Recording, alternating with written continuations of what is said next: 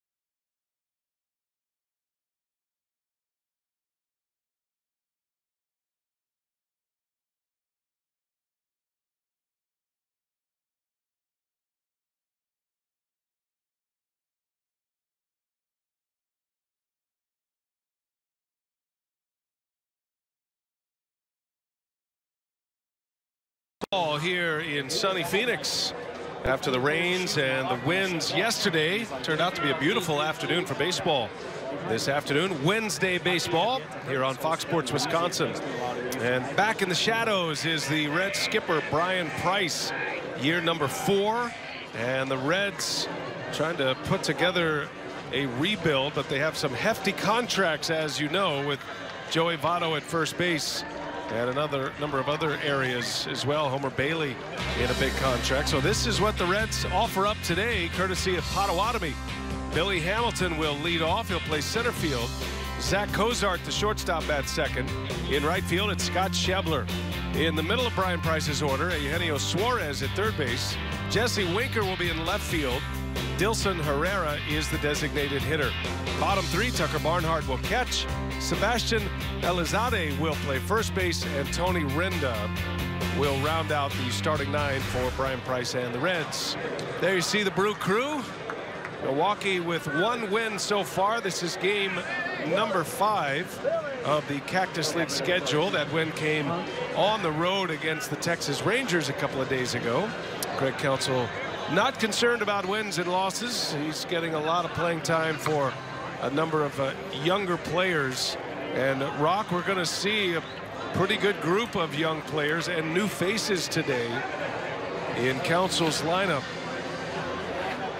Well, it's been a lot of fun so far. We've done 2 broadcasts so far this year, and we've seen some very athletic guys, particularly in that outfield. You know, KEON, BROXTON, one of those guys, and it's going to be a very interesting battle this spring in a number of different departments, including the starting rotation.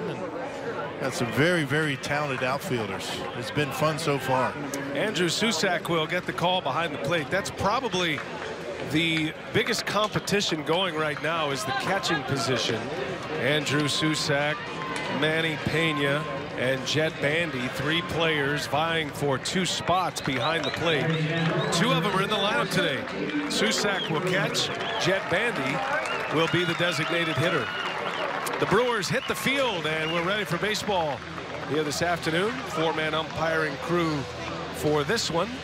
And there you see Chase Anderson, his first spring training start. The last time he was on a mound was a few days ago, Rock, a full batting practice session. That was on Monday, and here he is to start his Cactus League schedule. Yeah, it's going to be an important spring for Chase. He's in that battle for the back end of that rotation that already includes Junior Guerra and Zach Davies, both of whom have looked pretty good in their first outing. So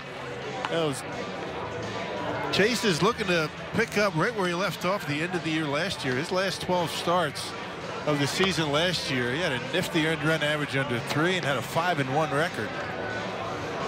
Quite an offseason for Chase Anderson. He and his wife Hannah welcoming in their first child, and so he is now not just a major leaguer, but he's a father for the first time. And let's check the defense behind Chase Anderson. Brewers will line him up like this: NIEUWENHUIS, BROXTON, and Santana in the outfield.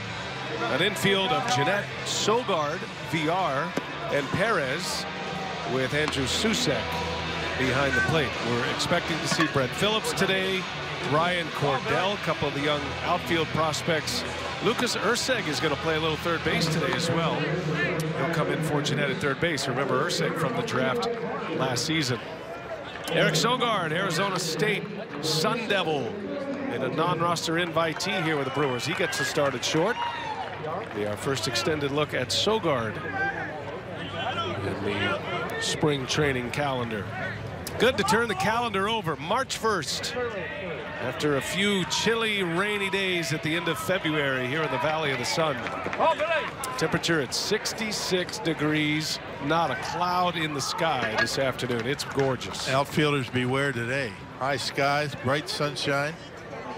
First pitch of the ball game. Billy Hamilton takes ball 1, and away we go. Todd Tischner calling the balls and strikes. Alfonso Marquez, Travis Eggert, and Chris Segal are the base umpires. Going to be a work in progress for the Reds. Not expected to do much in the Central Division. Most experts have the Brewers and the Reds at the bottom of the 5-team Central Division. The Brewers feel like they're starting to get on the upswing of a rebuild. And so much talent. Both of these organizations, Rock, have a ton of minor league talent. The Reds have traded a number of key players, including Brandon Phillips, who is now at the Atlanta Braves, trading Jay Bruce last season. So very similar to what the Brewers are doing. They are trying to assemble that young talent in the minor league system. Hamilton lines one to right there, Santana, and that's how the game begins for Chase Anderson. Well, the Cincinnati Reds have always been an offensive machine. They still have Joey Votto, but a disappointing year a year ago, 68 and 94. That was last in the Central, 35.5 games behind the Cubs. So they're shuffling the deck. Joey Votto was the MVP of the Reds last year. Dan Straley ended up being their best pitcher last season. But the cupboard is a bit bare at the big league level for Cincinnati. Votto is still with the club. He's not in the lineup today. Day off for him. Usually the big stars aren't traveling this early in the spring training portion. Matter of fact, Ryan Braun's not even playing. There's a deep line drive into left field, and Cozart whistles one out of here. So Zach Cozart, one of the recognizable names in this Reds lineup, a solo home run, and Cincinnati strikes first this afternoon. Well, it's all about location for Chase Anderson, and obviously he got a little bit too much of the plate with that fastball. Check it out. Supposed to be away. He leaks it down the heart of the plate, and Cozart puts a good swing on it. Knocks it out of here. A line drive bullet, no doubter. 1-0 Reds. Cozart's first of the spring. And here's Scott Schebler.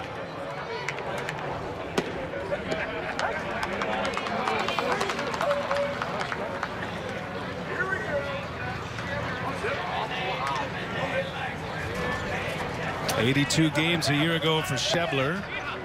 Proved he could be a power threat for Cincinnati. And that's one thing about rebuilding ball clubs. Young players just getting their major league careers going, trying to get a foothold in the major leagues. They get great opportunities to prove what they can do and prove they can be everyday major league players. Schebler was traded from the Dodgers to the Reds. Spent a little time with the Dodgers in 2015, got a brief window in the big leagues. And a loaded team in LA ended up in a rebuilding team in Cincinnati, and the door is open for Scott Schebler this season. Yeah, there's a lot of opportunities, you know, with the position players, but it really does come down to the pitching for the Reds, and they did not have a very good year on the mound a year ago. Their rotation and their bullpen. Of course, losing Aroldis Chapman doesn't help. Yeah, trading Chapman last season. There's a called strike on the inside corner, and Chase Anderson has his first strikeout of the afternoon. Man, not a hard thrower again. I mean, 4-pitch pitcher, and has to be able to use that inside corner. Does a good job that time. And you can see SUSAC holding that one nicely behind home plate. SUSAC, a very good game caller and very good technically behind home plate. Catcher the Brewers acquired from the Giants, part of the Will Smith deal.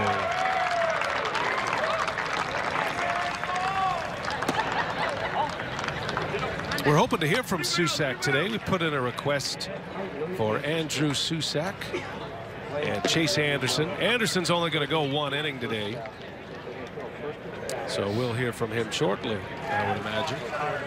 Eugenio Suarez in the air to right field. That's playable. And that'll be Santana to make the play. So Anderson gives up a home run, but his exhibition season is off and running. His first start, 1 inning, 1 run on 1 hit.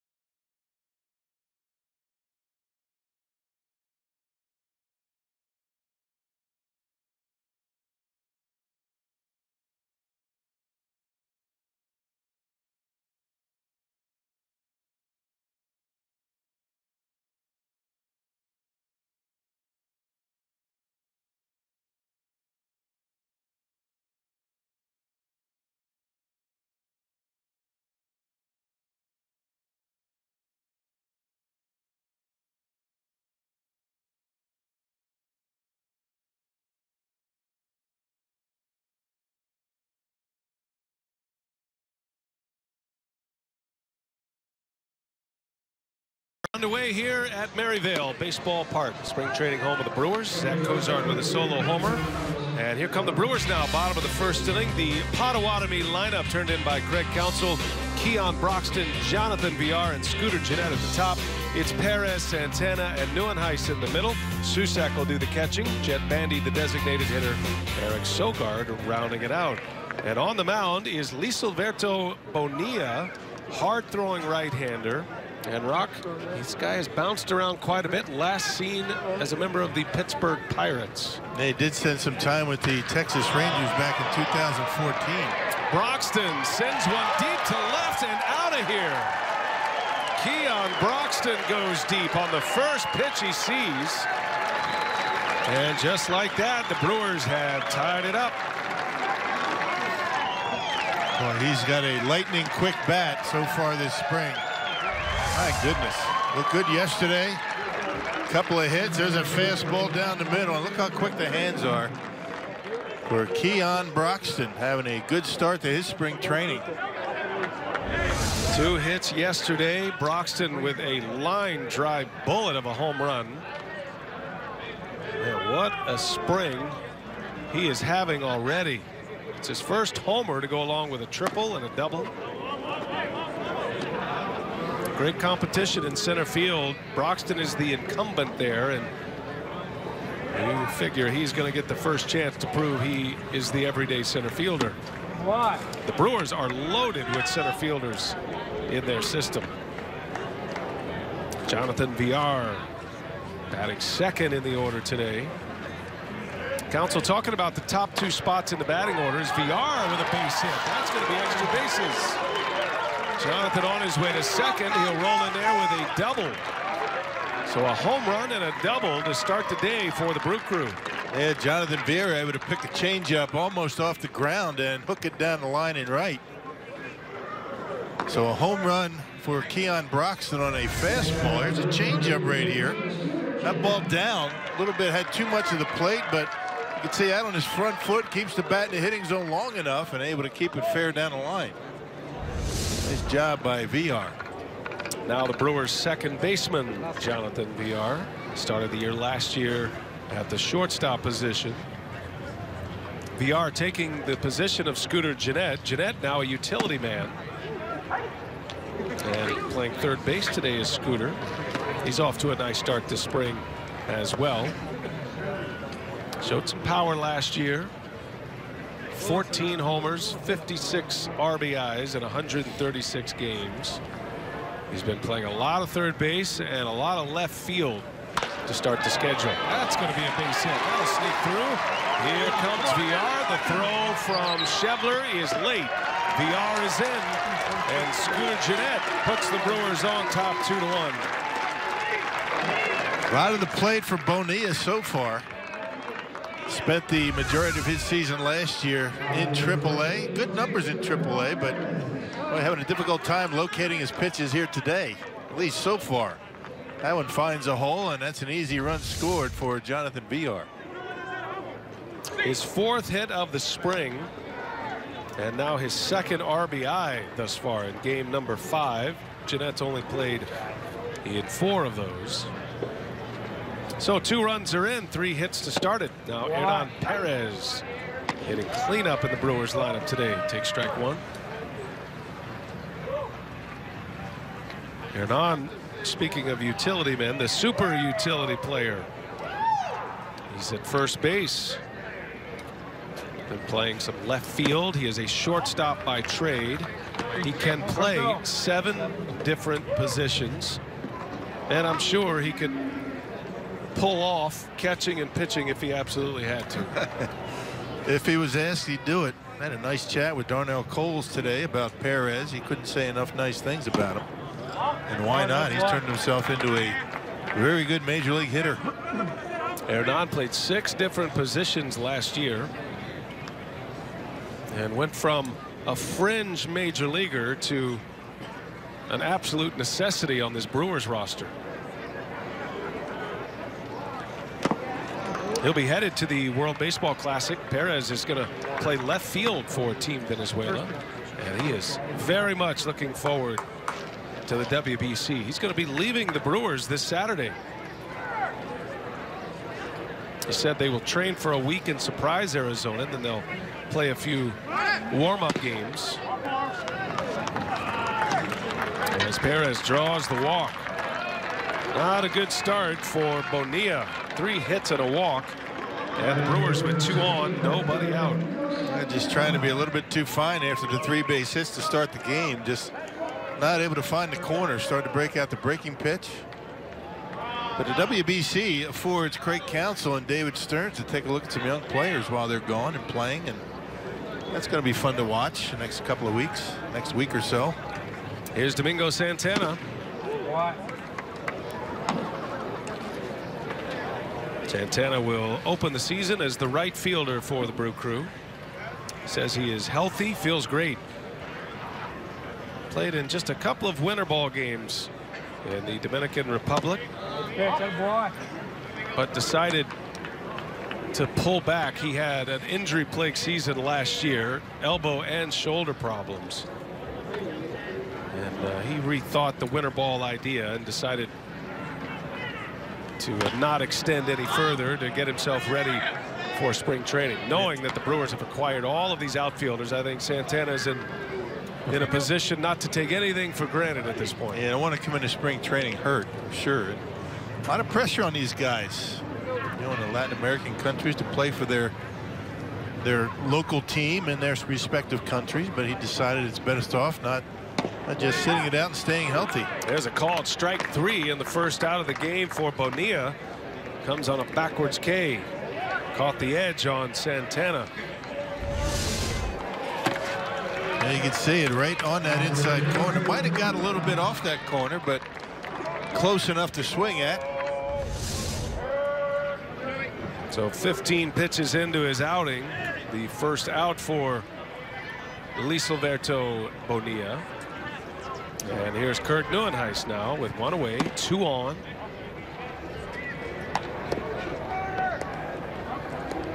KIRK certainly in the mix to be the 4th outfielder.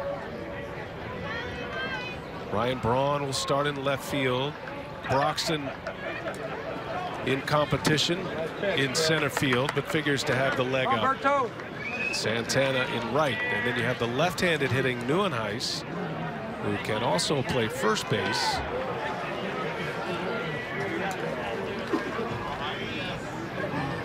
Now, and who knows how it's all going to shake out as well. There's a lot of baseball to be played. We just hit March 1st. Opening day is April 3rd. You don't even ask Craig Counsell questions like that. He'll just give you a funny look and say, "Are you kidding me or what?" So yeah, a lot of things to be determined, but there's time for it.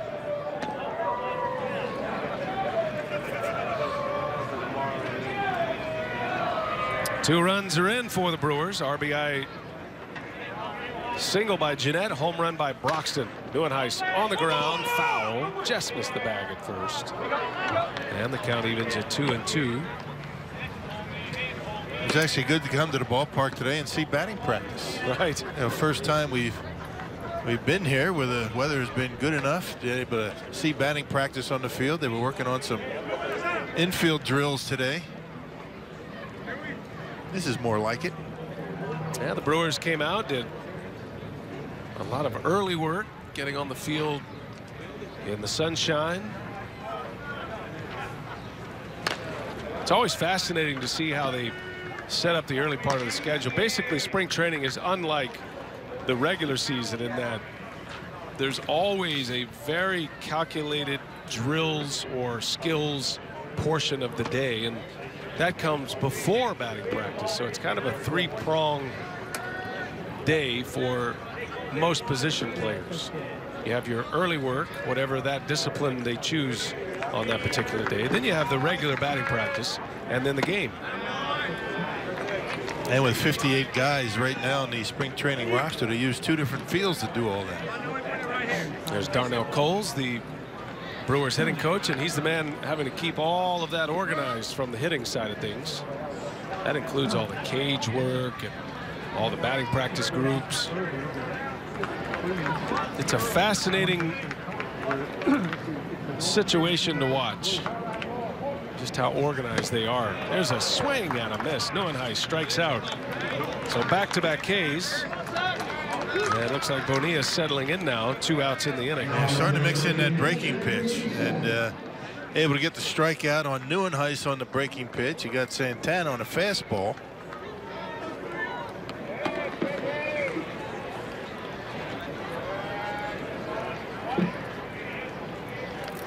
Here's Andrew SUSAC. He and Jet Bandy both in the lineup today. Bandy is the DH. He'll be next. SUSAC catching Anderson and others. Tommy Malone will be next up for the Brewers. Left-hander signing with the Brewers, coming over from the Twins. Just getting the schedule started. First time around for the starting pitchers, so 1 inning apiece. And with each outing, they start to stretch it out a little bit. It's usually innings and pitches, whichever comes first.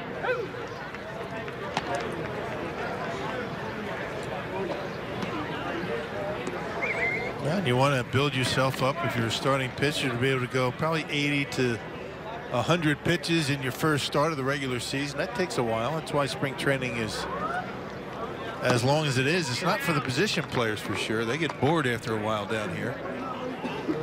You need to have spring training as long as it is to get these guys built up to be able to go deep into games, or at least go, 5 innings. 2 balls, 2 strikes on SUSAC. 2 men on. A half swing. They'll ask if he went. He did not. And advancing is GENNETT. Good base running by Scooter. Ends up at third base on a wild pitch.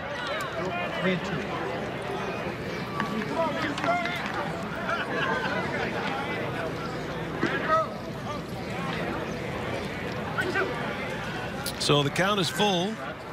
A lot of pitches in this first inning for Bonilla. 27 total pitches, 11 of them out of the strike zone. Perez takes off. Pitch is high, ball 4. And the bases are loaded with 2 outs, and the Brewers trying to make this a big inning. Yeah, and there's already bullpen work down in that Reds left field line. And you wonder how long they're going to keep Bonilla out there. Not a very good start to his spring.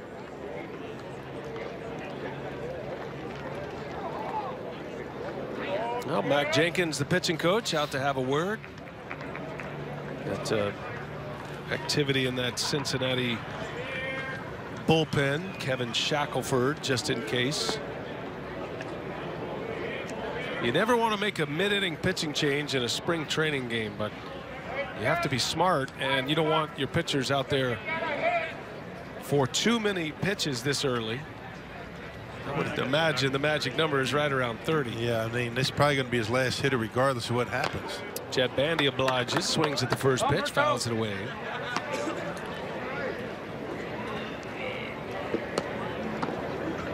Angel catcher last year came to the Brewers in a deal that involved Martin Maldonado.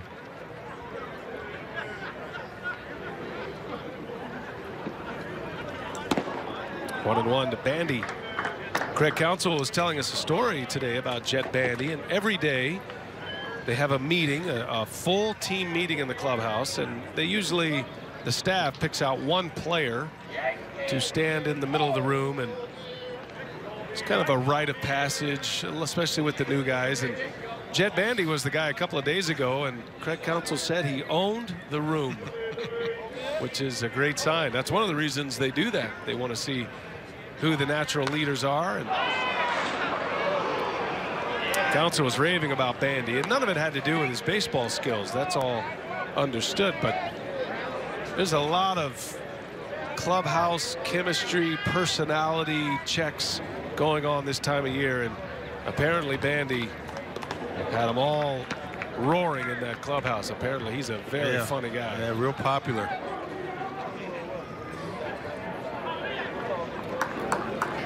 One ball, 2 strikes on Bandy. Pops out with foul. That's going to be in the seats. I think that's a pretty good thing to do, in spring training, at least early on, to get players to get to know each other a little bit. Maybe some things that you don't know about a player. It's one of the things that they try and accomplish with something like that. You pick somebody different, maybe tell us something that we don't know about you. There's always a lot of humor in a major league clubhouse. A lot of picking on each other. You can tell the guys who handle it well and those who are uncomfortable. But you have to have a certain layer of thick skin to even survive in a professional baseball clubhouse as it is. Especially a young player in a major league locker room. Yep. Yeah, they come up with all kind of little trivia games, and Bandy's been known as a guy who quizzes his teammates on the lineup.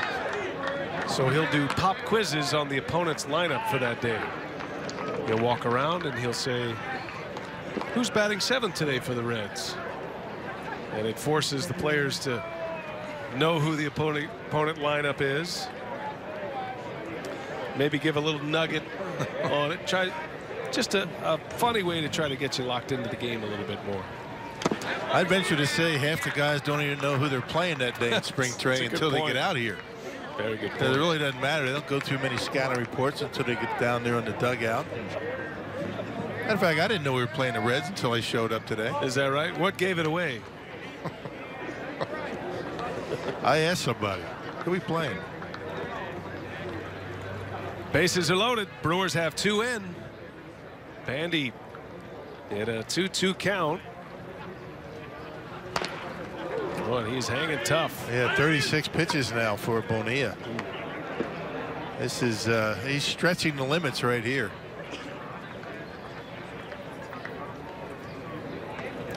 And according to the folks we talked to around the ball club for the Reds, a very much of an outside chance of making this pitching staff this year.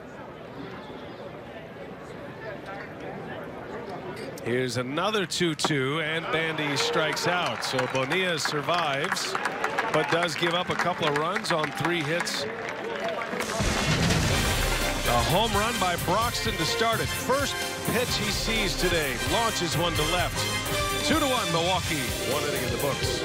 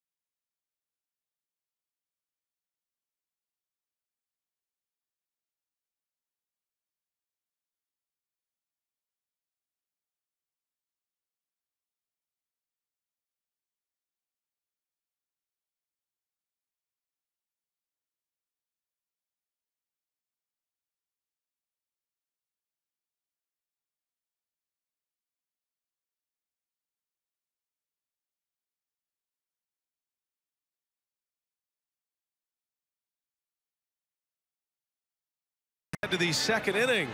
Maryville Baseball Park, spring training home of the Brewers. Tommy Malone is the new Brewer pitcher. Chase Anderson started today, got his first inning in the Cactus League, and he joins us in the Brewers dugout. Great to have you, Chase. How'd you feel about your effort today? You know, I came out of there healthy. Our arm feels really good. So feeling loose, just still working on trying to get the mechanics synced up and, you know, rushing on that one that Kozar hit out. But other than that, you know, I feel healthy and, you know, something to build on.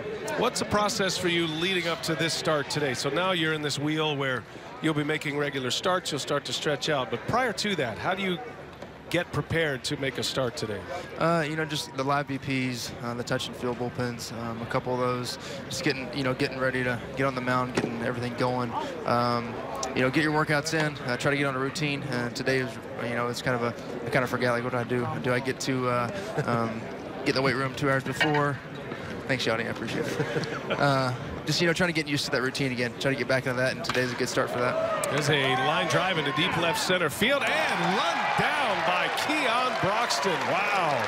That's nothing new, boys. That's nothing new. Hey, Chase, tell us about how nice it is to be out there on the mound and have an outfield as athletic as the one it looks like the Brewers are going to start the season with. Yeah, I've known KEON since 2009. We were both drafted by the Diamondbacks the same year, and I've kind of come through the system with him, and him coming over here. Just it's always fun having guys like that in the outfield, because you can let the pitch to contact. Those guys are going to make plays, and KEON's good at that. Let's talk about last year, Chase. I mean, the season for you, a little bit up and down. You had some really good starts, but let's talk about your last 12 starts of the season. A 5-1 record, a .256 earned run average. Was there something different that you were working on and was able to kind of figure out as the season went on? I think for me, just getting comfortable with being with the Brewers. Got my curveball where I wanted it to after changing the grip in spring training last year. Moving to the right side of the rubber, tweaking a couple things, giving a different look to hitters with kind of not really a crossfire action, but just from the right side of the rubber to down away to righty. The ball looks like it's coming across the plate instead of to the plate. So a couple of those little things like that. And hey, look at this play by Scooter. Wow, Brewers flashing a little leather behind Tommy Malone. Sorry to cut you off there, Chase. That's all right. It's always good to see good defense. Yeah, how has life changed for you and Anna with the birth of your son, Robert, in the offseason? How's that going for you? It's going really good. He has a little acid reflux, but other than that, he's healthy, growing, funny baby. He's always so happy, so we're thankful to have him. He's been such a blessing to our lives, and the wife has done a great job of taking care of him, so I can get my training in, get ready for spring training, and then the early days and spring training and getting out here. So I'm very thankful for her, and it's awesome to be a father. I'm looking forward to the days ahead. Is he sleeping through the night? That's the most important thing. He really is. He's sleeping from about 10:30 to about 6 a.m. There you go. So that's pretty awesome. The connection to your father is a very well-known story and a touching story, and then the name for your son, Robert. That had to be a special moment for you, Chase, to be able to pass that name down. It really was, just from my dad passing away and how much he meant to me, and passing the Robert on. Will be the 4th generation of the Robert, so that's pretty cool. Just knowing that your son's carrying that name on, and just carry it with pride. And I'm thankful. When he came out, I was I kind of was in tears just thinking about my dad, how proud he would have been of me, and obviously having a grandson. But he'll see him someday. No question. That's a great story. Do you feel any different because you're now a father doing this profession? I've heard guys say it just changes your perspective so much. Some guys actually flourish once they have children. Yeah, I think so, and I'm hoping for that flourishment for myself and the team. But for me, just being a father, you have something else to play for every day, prepare for. You obviously want to do good for your wife, but now you have a child. It's a big difference, and it does give you a different perspective. Chase, great to see you. Good work today, and we'll see a lot more of you this spring. Always a pleasure. Thanks, guys. I appreciate it. Chase Anderson. Nice inning for Tommy Malone. Retires the side in order.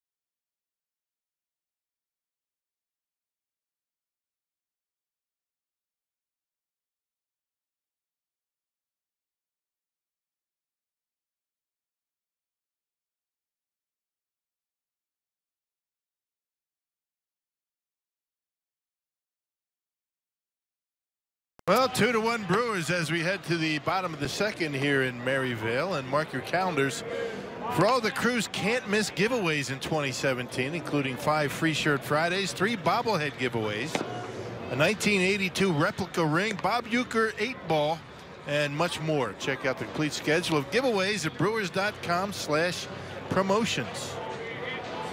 Bob Uecker 8-ball. Bob Uecker in the ballpark today. His first radio game. He and Jeff Levering and Blaine Grindle on the air today. All right, Rock, Rookie Davis. That's correct on the first name, by the way. Yeah. Rookie Davis is on the mound. They split time between AA and AAA last year. Who did Rookie Davis? See his numbers overall pretty good. 382 earned run average and a 10-5 record. And was a starting pitcher down in the minors. So Davis will face Eric Sogard to start it. Always enjoy visiting with Chase Anderson, a guy that has great perspective on his career and life, and got his one inning underway today. Didn't have much of a chance to talk about Tommy Milone because Chase was on a headset in the dugout, but a very quick inning for Tommy Milone, a new Brewer, and some excellent defense behind him with KEON Broxton and Scooter Gennett making highlight reel plays. Yeah, has a shot at making that starting rotation. It would be interesting for the Brewers to finally, after a long time, to have a starting left-handed pitcher. It's been a while for Milwaukee.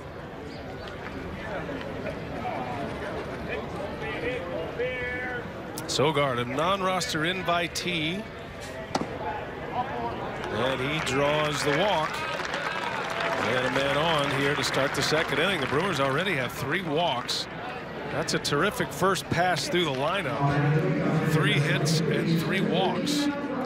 First 9 batters. Just back to that thought, though, on Chase Anderson, Rock. You know, it's always interesting. And there's his wife, Anna, and the baby boy, Robert. Good-looking boy right there. But it is interesting, and we've seen it over the years, players who come in and maybe they're single and get married, or they're married and then they become fathers. It's always fascinating to see what kind of player and how that'll affect what kind of player and what kind of career they'll have. Yeah, I could speak from experience. When I was, playing with the Brewers and, had kids, it was always good whether you had a good game or a bad game. You came home, they didn't care either way. They just wanted to see your face. And I think a lot of that, it kind of, you don't bring the game into your dining room or your living room when you have the kids around. You get down there and play with them and enjoy the kids. And I think it takes your mind off of the game for the most part. That could be a good thing, a real good thing, to not dwell on either good games or bad games for that matter. Always an interesting discussion. Do players feel a little more pressure knowing that they have to perform, or, as you mentioned, does it free them up a little bit because you are able to flip the switch, and that little baby could care less what has happened on the field? They just want to see Dad walk through that door, right? It's good. Tell you, around these guys so much and doing what we do, we get to know these players, see these players, and it's always fun to watch their families grow. And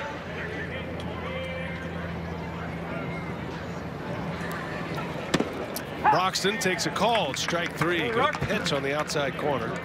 And KEON is out. All of the outs for the Brewers so far today have been via the strikeout. Got his uni on, too. I like that. And by the way, credit to the baseball wives, baseball moms out there. That is tough duties. These players travel and spend a lot of time away from home, and that was very kind of Chase to recognize the efforts of his wife. And all players feel that way about their significant others. And take care of business at home to the women, and these guys go out there and do the best they can to provide for their families. It's a give and take for sure. And one is no more important than the other. Jonathan Villar with a runner at first. Jonathan had a hit his last time up, had a double. Little soft liner down the right field line. Sogard, a leadoff walk. Brewers are up 2-1. A couple of home runs already in this game. KEON Broxton and Zach Cozart.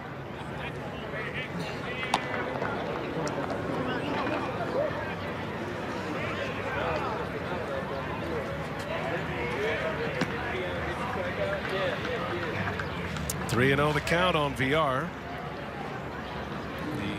The stolen base crown last year in the major leagues. which is saying something when you're in a league with Billy Hamilton of the Reds. And he was breathing right down his neck at the end of the year, but they shut Billy Hamilton down, and VR able to win the title. Hamilton had 58 stolen bases last year in 119 games. Much fewer games, had some injuries. Little chopper back to the mound. Rookie Davis makes a play for out number 2. Rookie Davis had 6'5", 245 pounds. It's a big man out there. Fastball, curveball, changeup.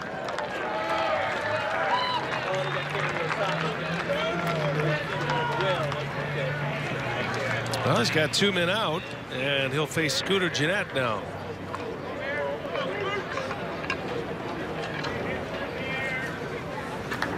We were talking to Gennett the other day about some of his favorite big league memories, and he said the #1 moment in his major league career at this point was hitting his first home run in Cincinnati.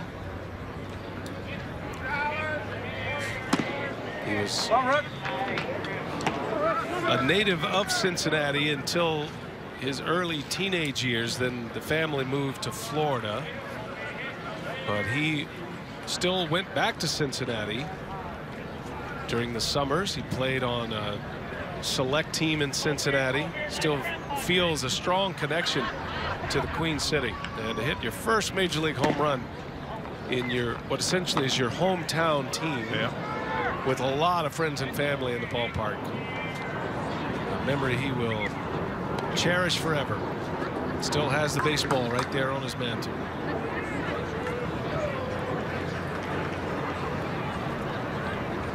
Two balls, no strikes. Gennett with an RBI single his last time up. Sogard at second. 2-1 Brewers. And a fastball strike.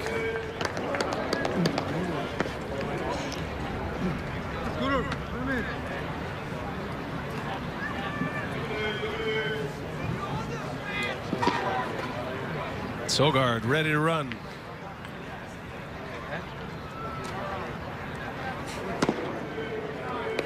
Three and one now. Last year at Double-A Pensacola, Davis had a strikeout to walk ratio of about 2-1. Not a big strikeout guy. Man, for a guy that throws as hard as he does, kind of surprising. They'll ask if he went. Yes, he did. And Gennett, strike 2. He was an excellent pitcher at the Double-A level, Davis. As Rock mentioned, he put up very good numbers. And to win 10 games in Double-A is saying a lot. You're usually not around long enough to win a game. Right, pitch counts. In the minor leagues. Right, yeah. In 19 starts, he won 10 games. And a sub-3 earned run average. Well, it's one thing to throw hard, but you have to have that little wrinkle in your game to be able to get those strikeouts. If guys know that that's pretty much all you're going to throw, they're going to dial it up at some point. Just because you throw hard doesn't mean you're going to get a lot of strikeouts. You have something to keep them honest with. Full count to Gennett. Sogard, a leadoff walk, still at second base, and Gennett spoils another one foul.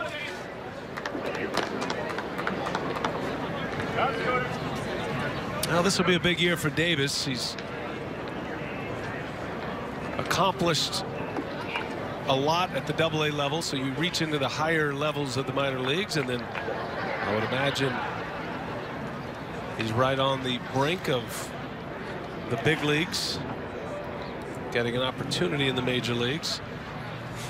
These outings in spring training mean a lot to guys like Davis. Yeah. He's not just trying to get ready for a season. He's trying to leave a mark.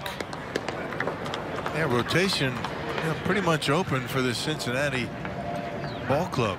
You mentioned that they really struggled a year ago, bullpen and starting rotation, and you never know. You never know who's going to step to the forefront in spring training. It's happened before. Full count. Jeanette's hanging tough. And down he goes. Jeanette strikes out. And that will retire the side. Couple of strikeouts for Davis. Got a couple of Hall of Famers here today. Bob Uecker, Mr. Baseball, on Brewers Radio this afternoon for the first time.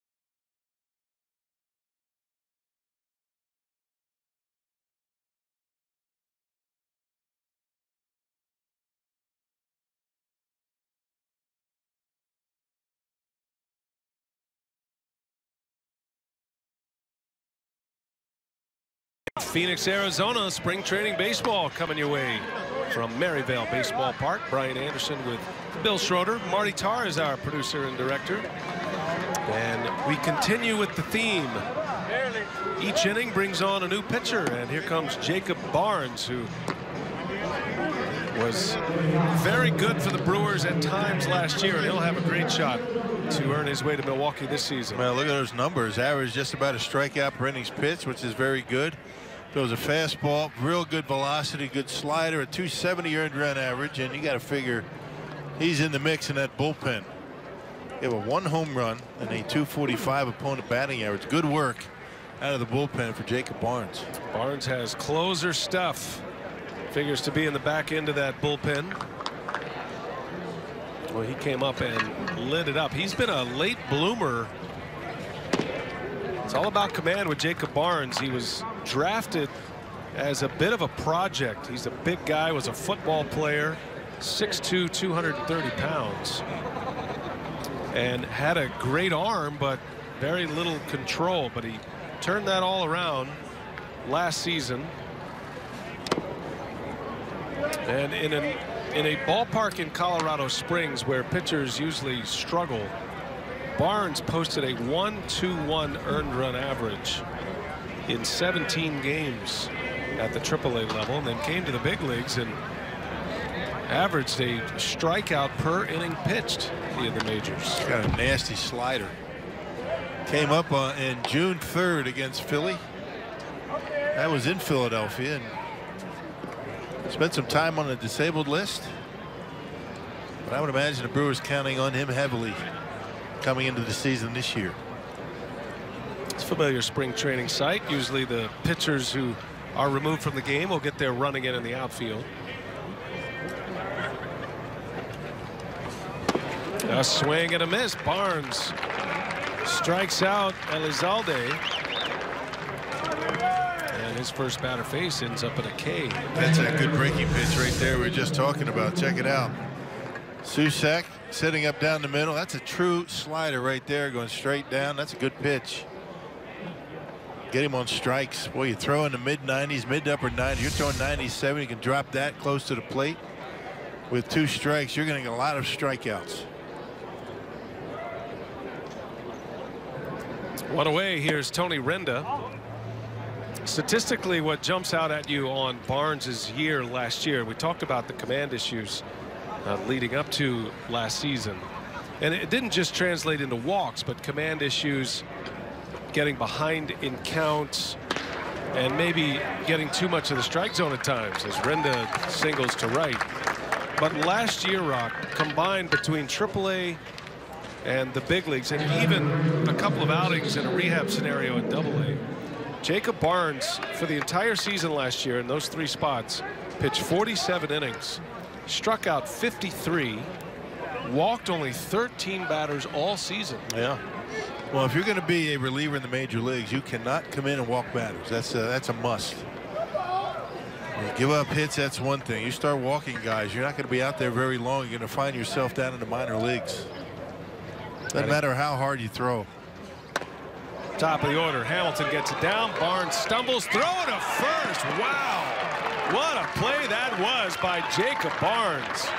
And there's some of that athleticism that the Brewers talk about with Barnes. Yeah, he made a nice play getting off the mound. He slipped, able to recover and put something on that throw. And if you're able to throw out Billy Hamilton on a play like this, that's about as tough as it gets. Check it out. He slips all in one motion. He looks at first and throws a bullet over to Hernan Perez for the out.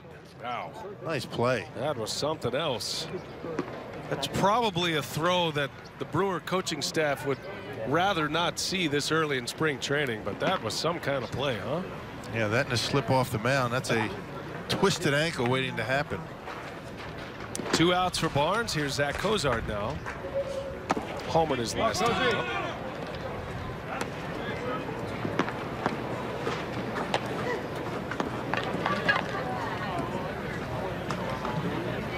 Cozart hit a line drive homer in the first inning. See how early Hamilton squared around? It looked like a sacrifice. He's so fast. He figures if he puts that ball where he wants it, they're not going to throw him out no matter how early he squares around.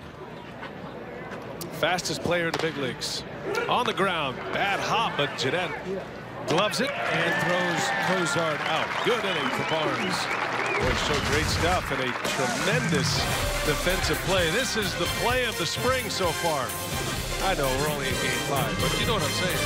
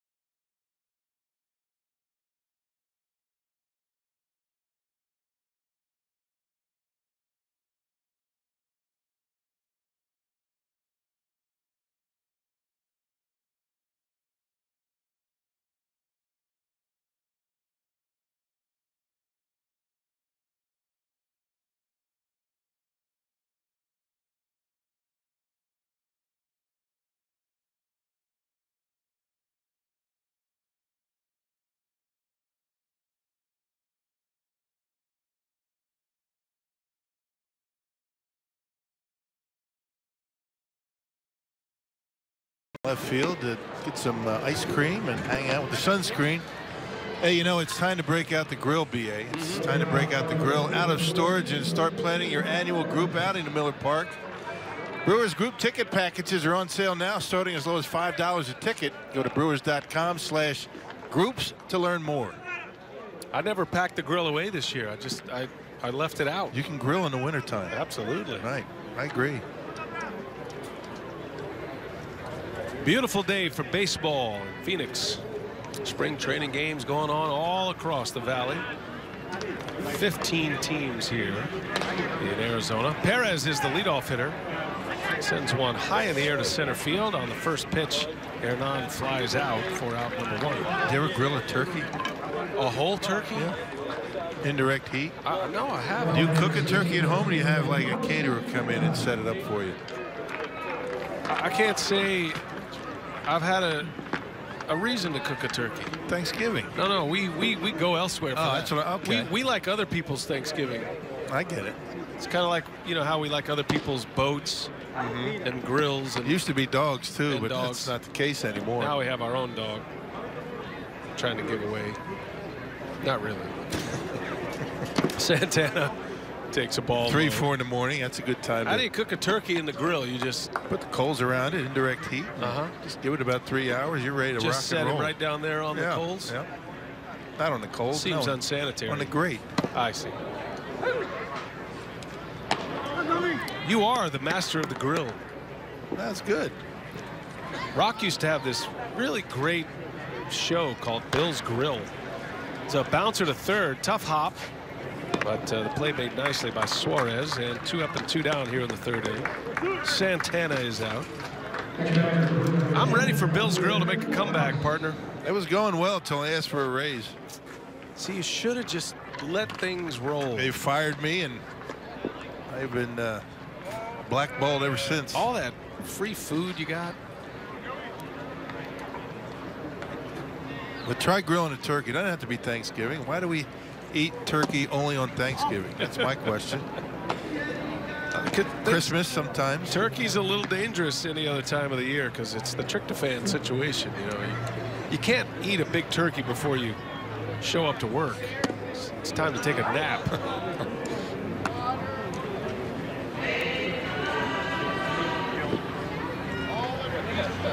Crowded Brewers bullpen, rolling them out 1 per inning. By the way, speaking of the bullpen, we're going to see Neftali Feliz next, the new Brewer closer. It'll be his first outing. Didn't take him long to get ready. 1 day of batting practice, and here he is in a game. Man, why not? Nieuwenhuis takes the ball. Count evens at 2-2.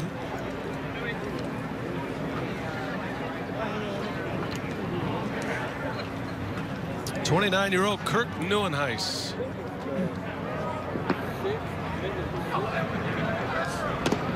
The veteran in amongst all of the young prospects the Brewers have in the outfield.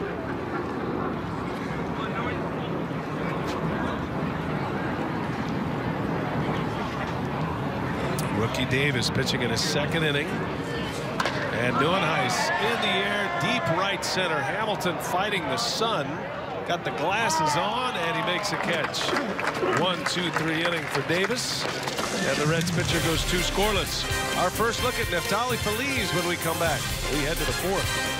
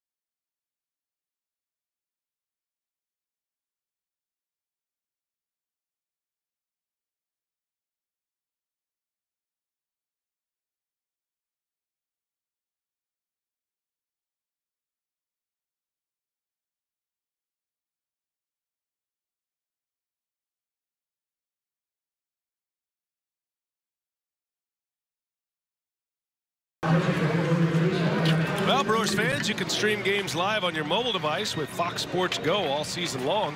Download the app, take Fox Sports Wisconsin and Brewers baseball with you wherever you go. Great to have you with us today, watching a little baseball, and Going to get a look at the new Brewers closer signing a one-year deal with Milwaukee. Neftali Feliz. Up out of the Dominican Republic. He spent the entire year last year with the Pittsburgh Pirates. 4-2 record, a .352 earned run average in 62 appearances, and had Tommy John surgery in 2013. It looked as though at the end of the season last year he had his velocity back, and the Brewers are counting on him to close out games this year. So perhaps you're getting a look at what will be the back end of the bullpen with Jacob Barnes, a power right-hander, Neftali Feliz, a closer. I was down there on the backfield for Neftali Feliz's batting practice day.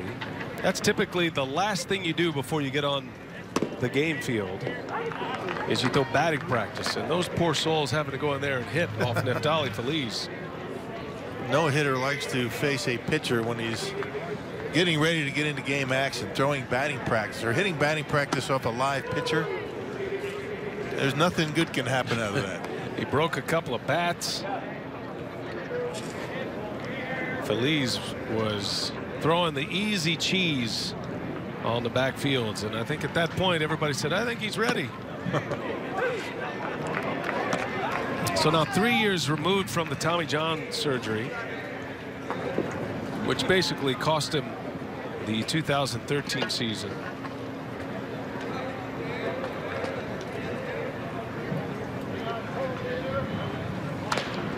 Jam shot, little fly ball into center. Broxton on the run, can't get it. Long way to go for Broxton, and a handle hit for Scott Schebler.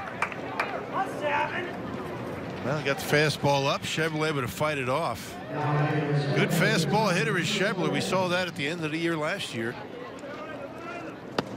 But Feliz with a big fastball, the curveball, and a changeup. Good changeup. Well, it was Feliz on the mound, gave up that crucial home run to David Freese in the World Series of 2011. And that's certainly the memory that comes to mind when you think about that postseason. But what Feliz did prior to that was impressive. 2010 and 2011 as the Rangers closer. Feliz just blitzed through the batting orders. Matter of fact, he had 6 saves in the 2011 postseason. Now, 3 of them, he saved all 3 games in the opening round against the Tampa Bay Rays that year. The Rangers would beat the Tigers in the American League Championship Series, and then a very tough loss in the World Series to the Cardinals.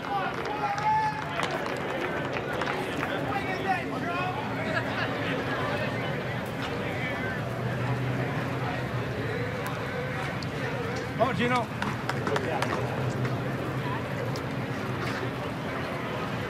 EUGENIO Suarez bats with a man on, 1-2 the count. There's a lot of talk early in Feliz's career about whether he would start or be a reliever. Now, 1 year, remember, after all of the success that Feliz had in 2010, 2011, he was an all-star in 2010, had 40 saves that year. The Rangers made him a starter in 2012, and then it wasn't too long after that, Rock, as he went to the starting rotation, that he started to have some elbow discomfort and ultimately had to have Tommy John surgery. Only made 7 starts that year. Sometimes you're better off just leaving well enough alone, right? Yeah, right. Came back, he pitched well for the Rangers, ended up with the Tigers, and then, as Rock mentioned, last year with the Pirates. There's a drive in the left field that is down, and a one-hopper off the fence. A run is going to score. Schebler is in with the tying run, and it's an RBI double for EUGENIO Suarez. Suarez picked on a hanging breaking pitch that was right down the middle of the plate. Suarez will strike out a lot, but you hang curveballs, he's going to get a pretty good swing on it. There you see that one right there down the middle. And he hammers it down the line, so the Reds are able to tie it up. So Phillies, 2 batters, 2 hits. Suarez with the RBI, second of the spring, ties the game at 2 here in the 4th. And that'll bring up Jesse Winker now.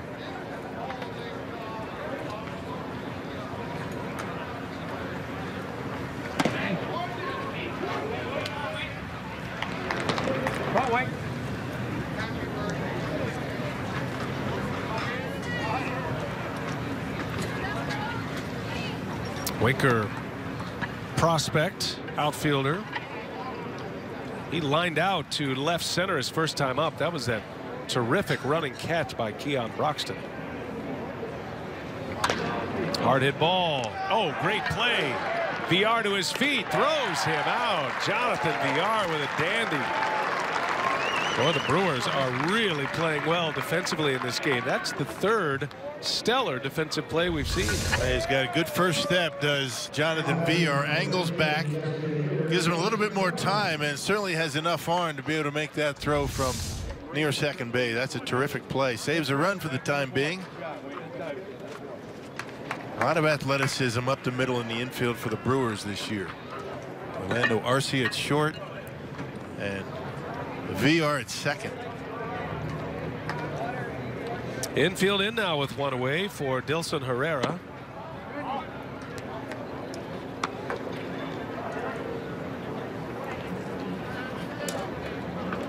Herrera, the Reds' designated hitter today.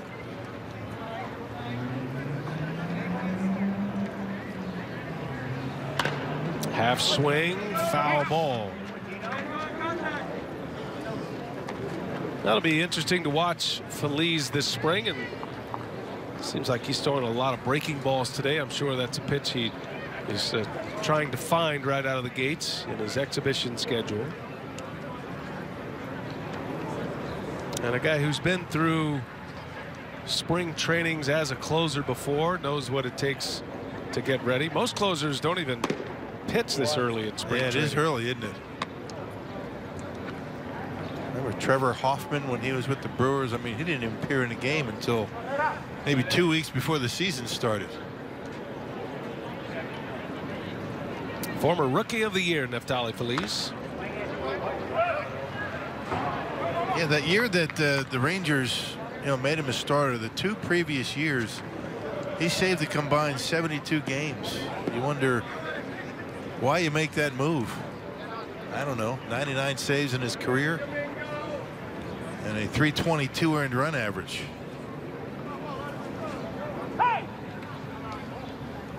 He was part of one of those blockbuster trades that changed the path of the Rangers, put them on a winning track.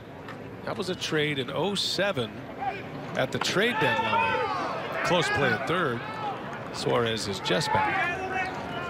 That was a trade, though, that the Braves made with Texas. The Braves needed a bat. They were in a contending situation, and so Mark Teixeira was the key piece in that deal. In return, the Rangers got Neftali Feliz, Elvis Andrus, Jared Saltalamacchia. And of course, Feliz became an all-star and their top closer, Rookie of the Year. Elvis Andrus, still considered one of the elite shortstops in the game. A franchise-changing trade, if there ever was one. No kidding.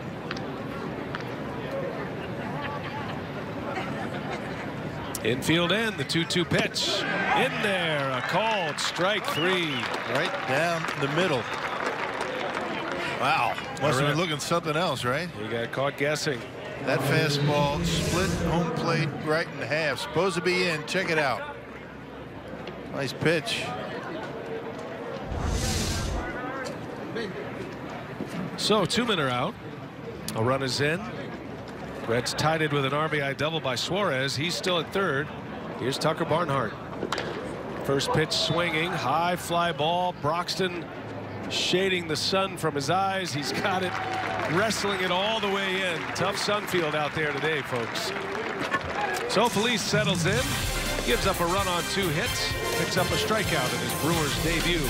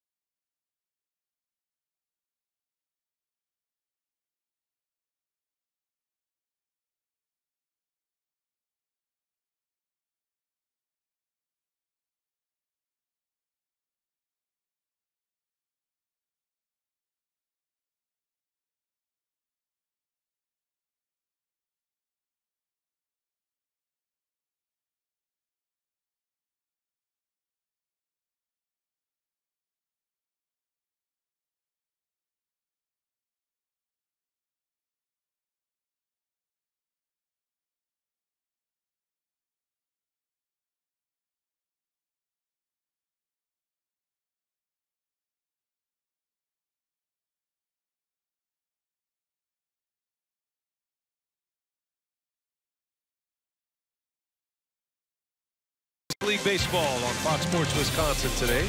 And a reminder that the Brewers are asking students from across greater Milwaukee to create a video with a positive message designed to help strike out bullying. The winning entry will receive a grand prize, which includes a visit from Brewers players, as well as tickets, and the opportunity to throw out a ceremonial first pitch. The contest runs until April 21st. For more details and to submit an entry, visit brewers.com/beyondthediamond. Have you been to Sedona? I have. Beautiful up there. It's fantastic. The Red Rocks? The Red Rocks of Sedona. I love the little town. It's no secret any longer, though. Did you get a Dirt T-shirt while you were up there? I didn't buy anything, which is amazing, because there's a lot to purchase up there. But it's not too far from here, about an hour and a half. Right, yeah, not too bad. And then if you want to make the big drive, you come out here and head out to the Grand Canyon, which is another couple of hours past Sedona. Little iffy right now. A lot of snow up there. Andrew SUSAC leads off for the Crew. Have you been to the Grand Canyon? I never have. Huh. Sal Romano taking over for Cincinnati. Double-A last year, 27 appearances.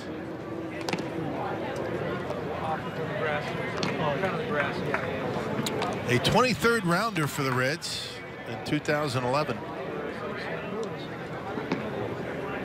Are you disappointed I haven't been to the Grand Canyon? I've been there once. How long did you stay at the Grand Canyon? Not long, in all honesty. About an hour. Yeah, we were planning on going up there and riding the donkeys. You know, the donkeys down there, but I was a little too heavy.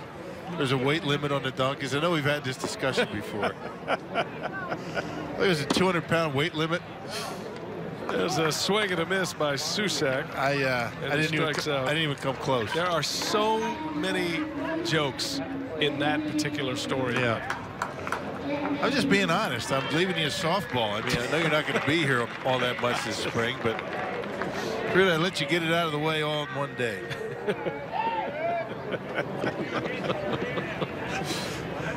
That was disappointing. We turned around and head back. It's beautiful, though. Oh, the donkeys saw Rock coming and were... They took off without running anybody for the on canyon. them. Yeah, they just took off. Not me. Nope. Oh, boy. I recommend it. It's a little shaky trying to get up there this time of year. Yeah.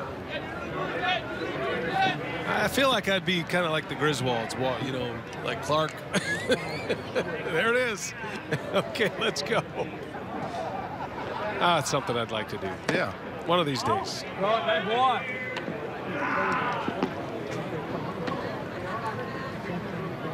Jett Bandy with one away.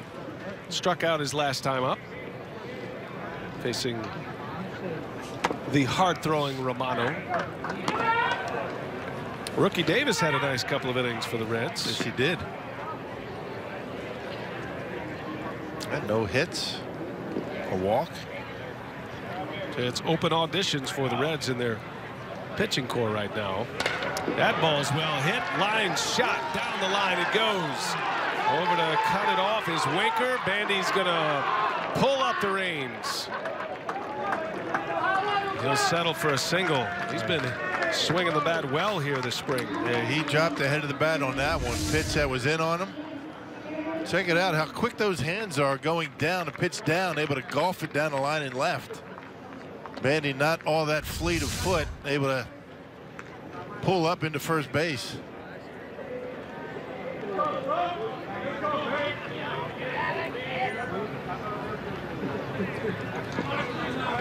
So a man on with one away. Here's Sogard now.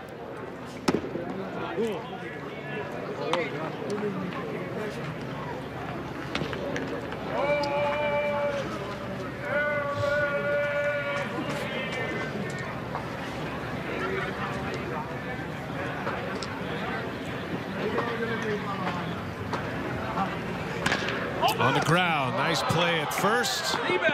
ELIZALDE gets the out at second. The return in time for a double play. That was well done by the Reds. So a double play to end the inning. Sogard hits it sharply, but right at the Reds' first baseman. 2-2 game. We go to the fifth.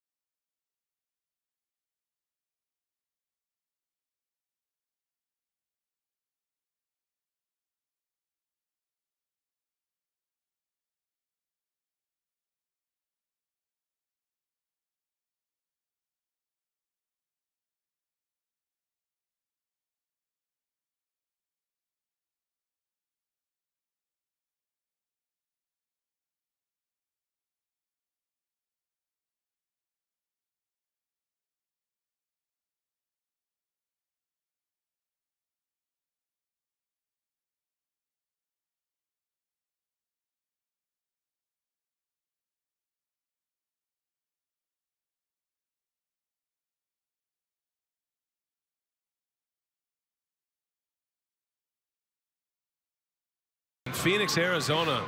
That kid just rolled down that hill 3 times. Now he's up for a little snack. I tell you, these berms are the best place to watch a ball game. Get a little sun, hang out in the grass, which is perfectly manicured, by the way. Look at these little guys. I'll do it if you do it. I dare you. A lot of fun here at Berryville Ballparks. Favorite time of year, spring training, baseball, time for a little siesta. That's what Cactus League's all about right there. Leisurely time with Dad. Love it. Great images. 2-2 game. Got a good one going today. Reds and the Brewers on the 1st of March. And another former Pirate on the mound for the Brewers. New pitcher is Rob Scahill. Yeah, Scahill first appeared in the major leagues back in 2012 with the Rockies. Also spent a couple of years with the Pirates. Last year with the Brewers and Pirates. But as a Brewer, 16 appearances and a .245 earned run average combined. There you see his numbers.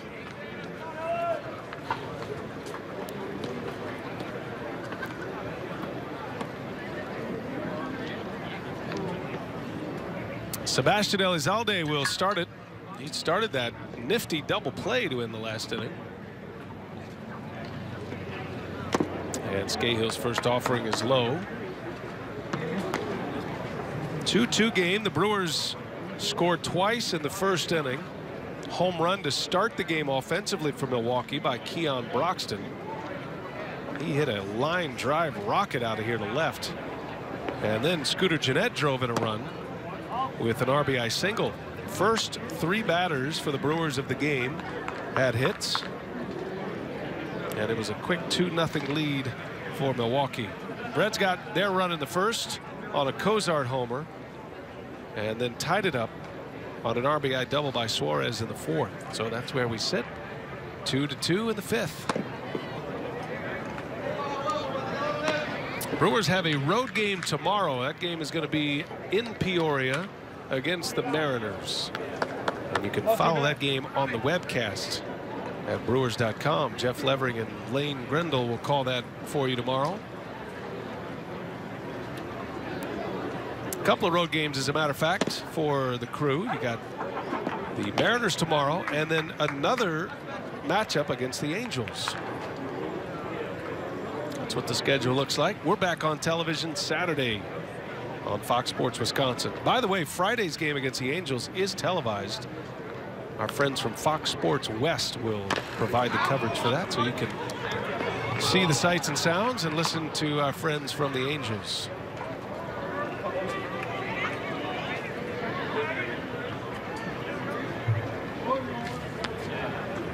Brewers will have games here at Maryvale this weekend. Rangers Saturday, Rockies Sunday.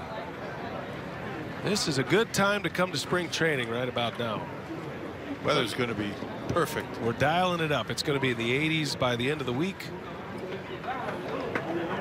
After all the rain and wind and cold weather earlier this week, we broke free from that.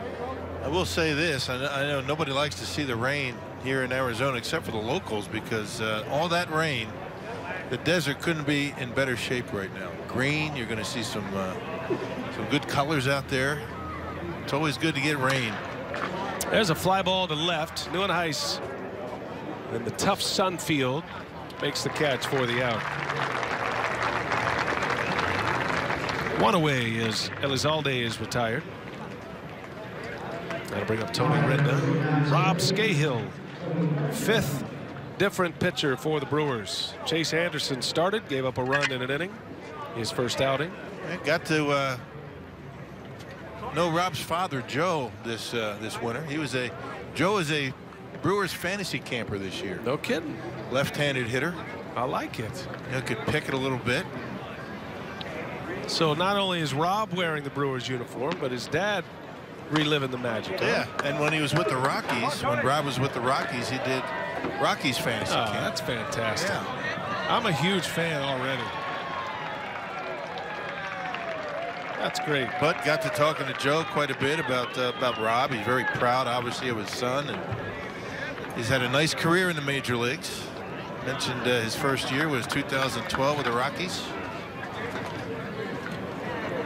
Well, you got to love that if you're Rob Scahill too. Your dad's still out there for the love of the game. Yeah. Playing in the fantasy camps. No better fantasy camp than Bill Schroeder's Brewers fantasy camp, by the way.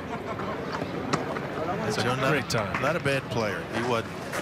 How many teams did you have this season? Six teams. We had 80 campers. Nice. That's a perfect number. Yeah.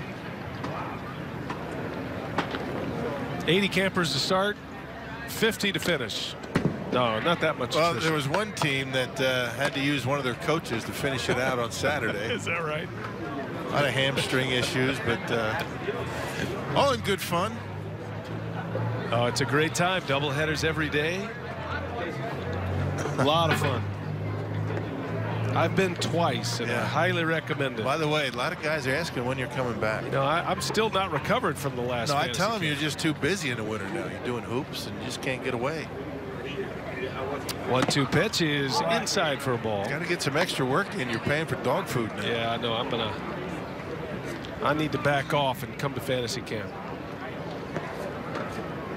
Unlike these players who get paid to play, us fantasy campers have to go to the hip to play. It's not that bad. I mean, it's well worth it, but you're still going to the hip. Yeah. There's a swing and a miss. Renda strikes out. Scahill, 2 up and 2 down, picks up his first K. Rob Scahill taken off the roster. Not too long before spring training began, but he's got an outside shot of being on the ball club if things work out for him. If not, go down to the minor leagues. Probably see him at some point if he doesn't make the roster.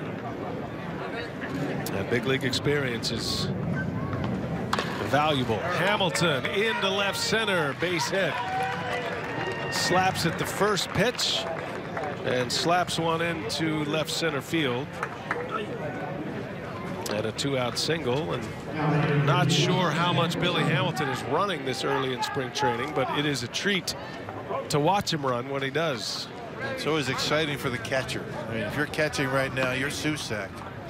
You're geared up, and you want him to go. You want to try and throw him out. Lucroy and Maldonado got him a couple of times last year. Sure did. Actually, Lucroy got him to end a game in Cincinnati. SUSAC is an excellent defensive catcher. Now we'll see if he's on the move here. Scahill keep him honest. Zach Cozart homered his first time up. Lined one into the berm in left, just cleared the wall in left field. His first spring training home run. Cozart playing in his first spring training game.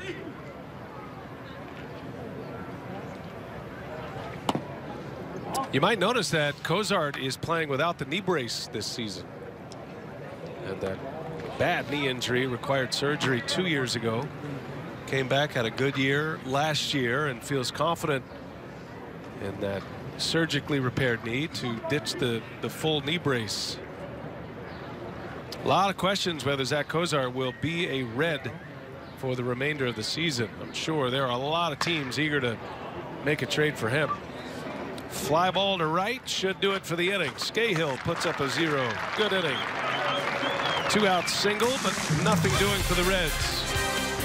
4.5 in the books. 2-2 game. Brewers are coming up.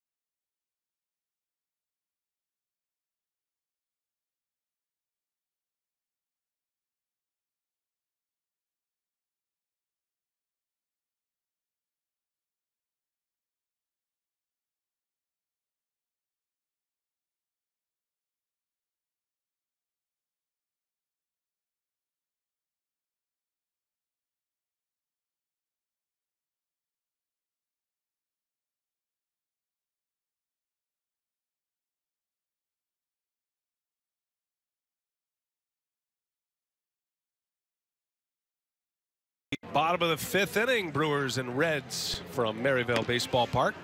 The biggest conference tournament in college basketball is coming to FS1. Villanova looking to earn a #1 NCAA seed against a bevy of top teams looking to steal the Big East title and fight their way into March Madness. The Big East tournament live from the most famous arena in basketball, Madison Square Garden, starting March 8th only on FS1.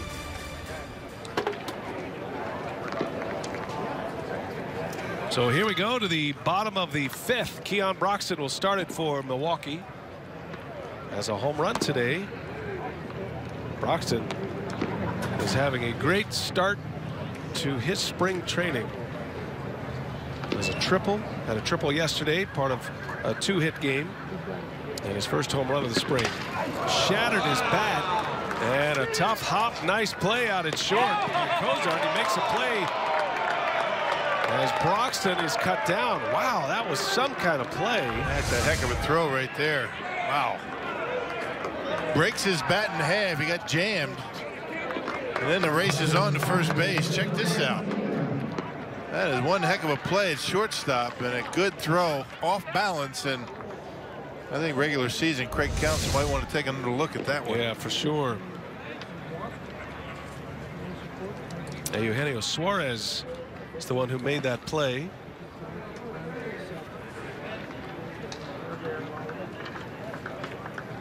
So here's Villar now, shows bunt, takes a ball. Reds have made a number of defensive changes.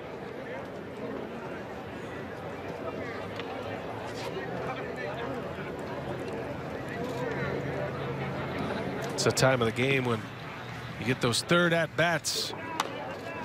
As Villar tries to slap his way on, get those third at-bats done. It's typically when you see the changes made.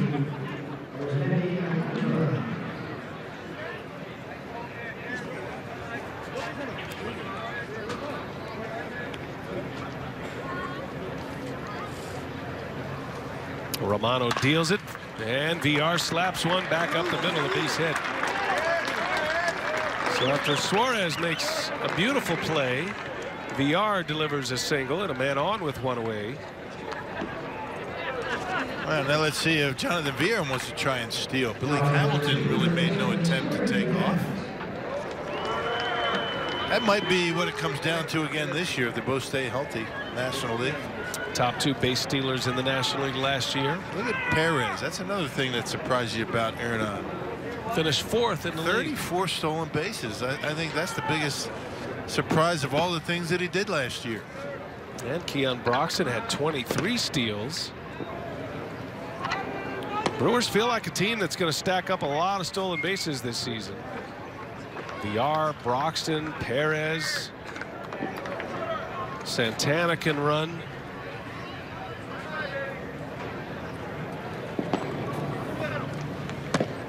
GENNETT takes a ball high.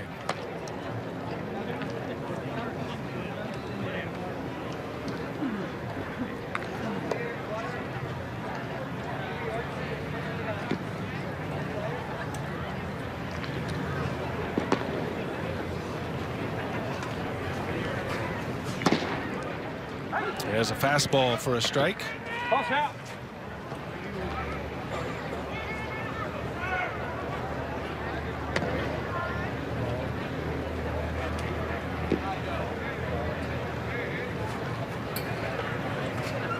Scooter with an RBI single, his first at bat. Struck out his next time up, 1 for 2 today.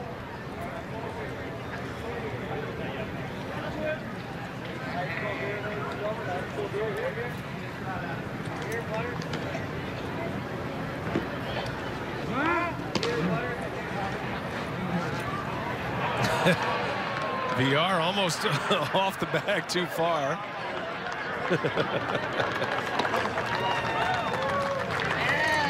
Jonathan almost got himself tagged out.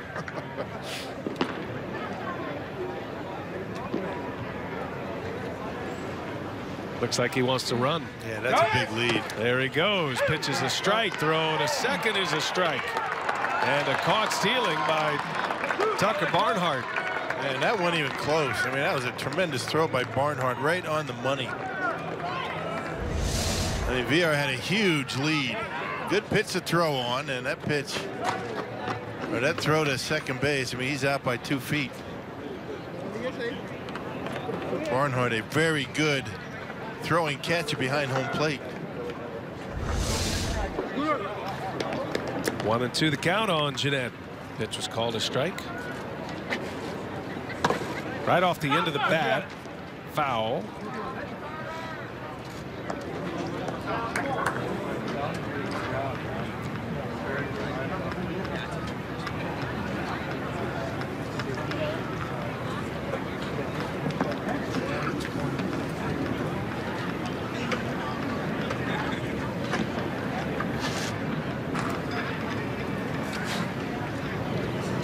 And GENNETT able to lay off.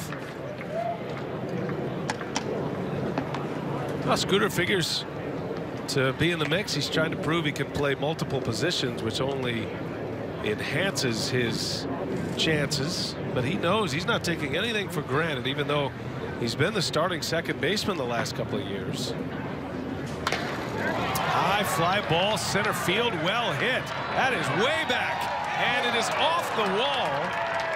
Scooter Gennett with a double, a 2-strike, 2-out double off the fence in center. Second hit of the day for Gennett. Just continues to swing the bat well. Yeah, off the bat, thought that was a home run. That was well struck on a high fastball. You can see Romano thought it was out of the ballpark. You saw his reaction when the ball was hit. Right off the top of the fence out there in center. And then with a 2-out double. Scooter swinging it.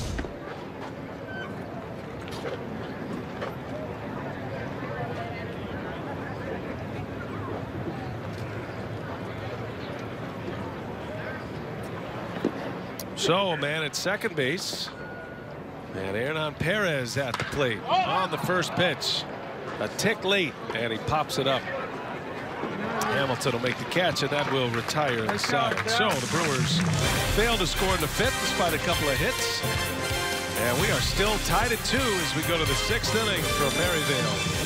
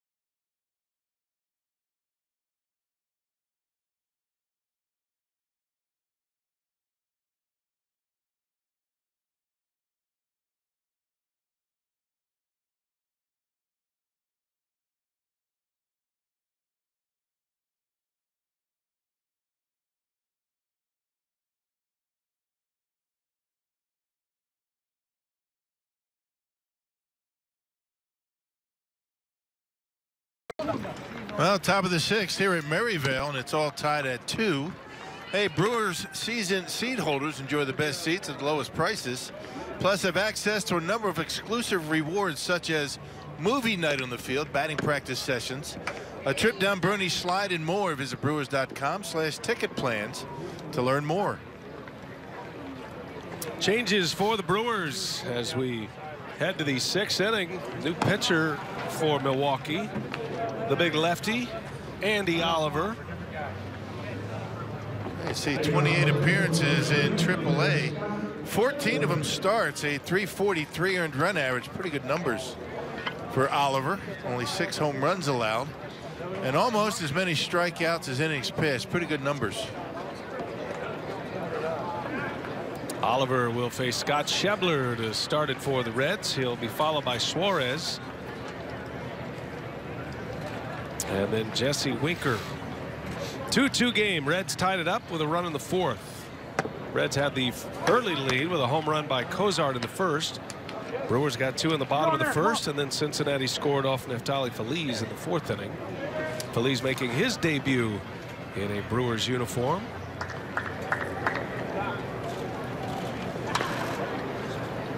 Changes for the Brewers here.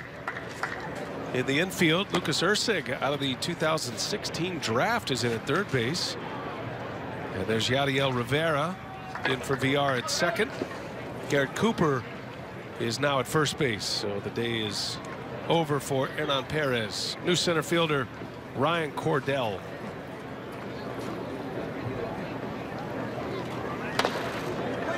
Center field Cordell.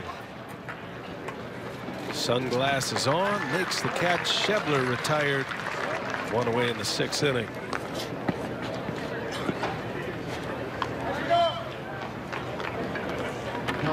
First time he's actually got a look at Ursic. He set the world on fire down in the minor league last year after getting drafted. Say this kid can hit a little bit. Hit a lot, actually. Yep, he has very lofty expectations from this Brewers organization. It's going to be fun to watch him, and he and Corey Ray are the two from the draft that are in and around big league camp. Haven't seen Corey Ray in a game just yet.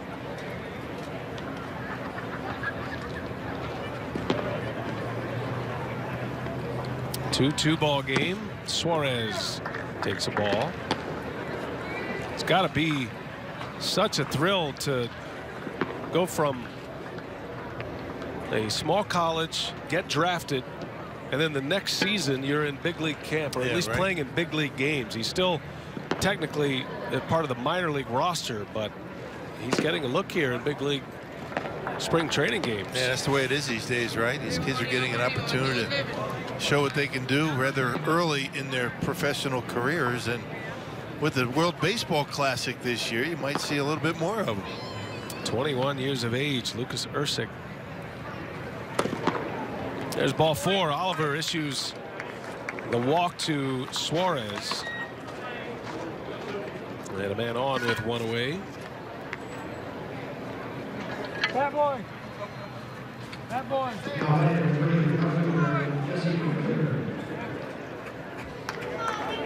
So a man on with one out. Here's Jesse Winker now.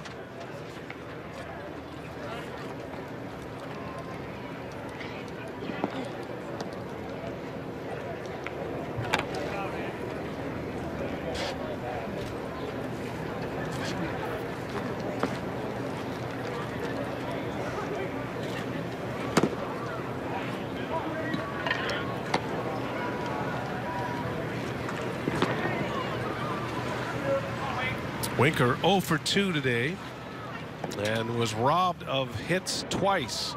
Could easily be 2 for 2.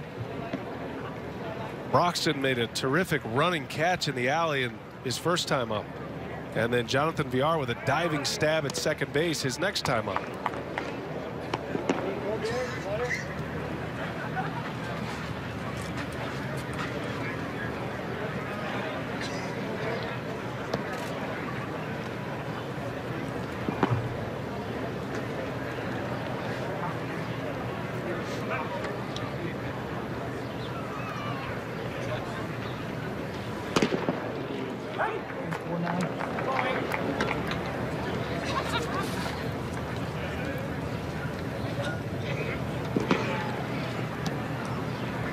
Oliver, one of the non-roster invitees.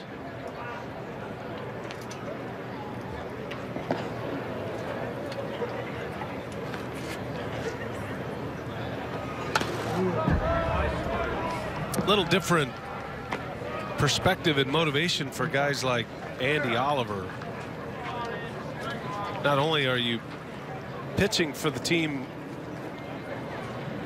that you're currently with, but you're also pitching for 29 other teams that may be looking for left-handed relief help. He's hoping to make the Brewers ball club. That big guy that's been around a while. He appeared a couple of different years with the Tigers, brief opportunities, 2010, 2011.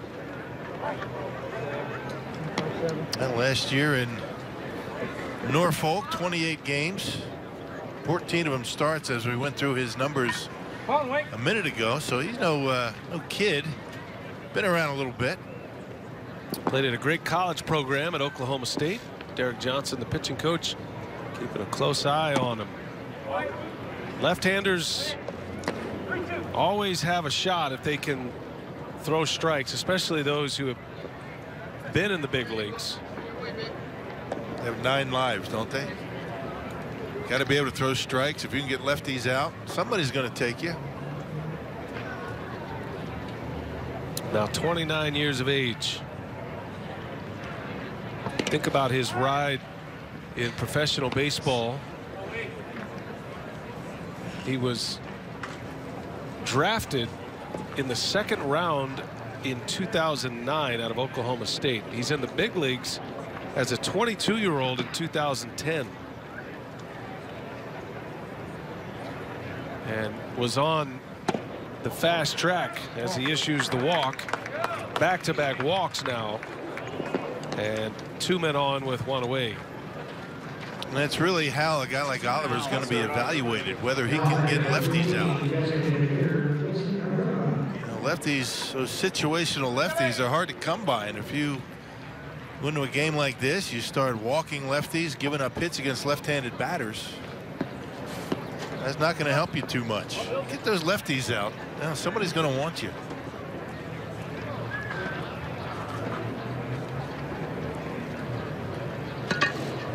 So 1 out, 2 men on. Here is Dilson Herrera.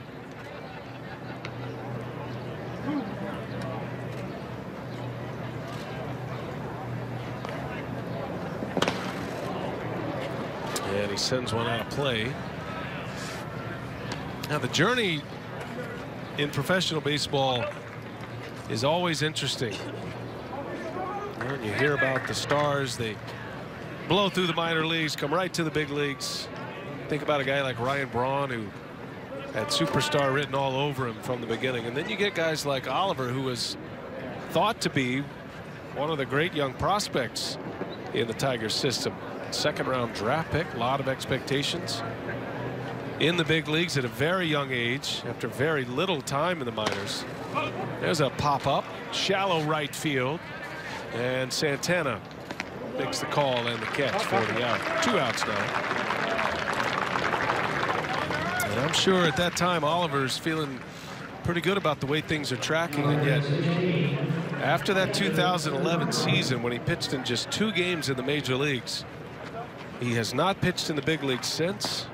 He's bounced from the Tigers to the Pirates to the Rays, and the last couple of seasons with the Orioles at the AAA level. He's been at the AAA level the last 5 years. Yeah, right. How frustrating it must be. Right. To be that close to a dream. It's always been walks. 1 year down in the minor leagues in Indianapolis, he walked over 100 batters. That's why you stay in AAA when you are a left-handed pitcher.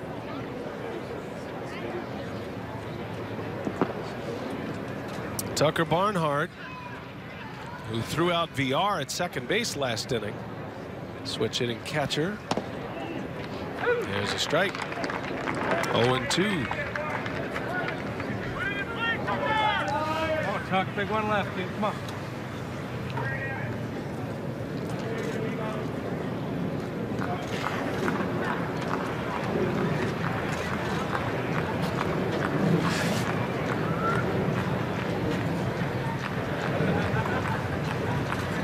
To the count, 2 outs. Oliver trying to put up a 0. Little jam shot foul. Oliver in his career has always given up a lot of hits per 9 innings. His career average hits per 9 innings is 10.5.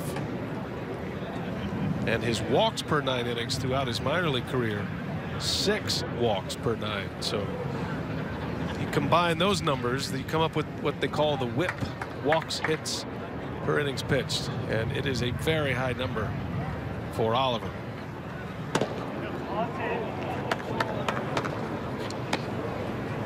Got him, Tuck. That basically means with a whip of 1.83 for a career, you're allowing just shy of 2 base runners per game on average, per outing, or per 9 innings, I should say. That's a lot. Closer to 1 you get is ideal. Yeah, that's almost 2 base runners an inning. Yeah. I mean, you can't, it's tough to overcome that when you're not a big strikeout pitcher. But then again, on the flip side, on the positive side, and probably the reason he's been able to hang around, because he does have a good arm, and he's had a lot of strikeouts per 9 innings in his career. And if you can find that one click, like we saw with KEON BROXTON last year, find that click, next thing you know, you might have something. And that's what Oliver's hoping for. A swing and a miss. That's a good click. Gets himself into a little bit of trouble with a couple of walks. I'm sure the nerves are flowing. He comes back with a strikeout. Nicely done. Oliver puts up a 0 in the 6th.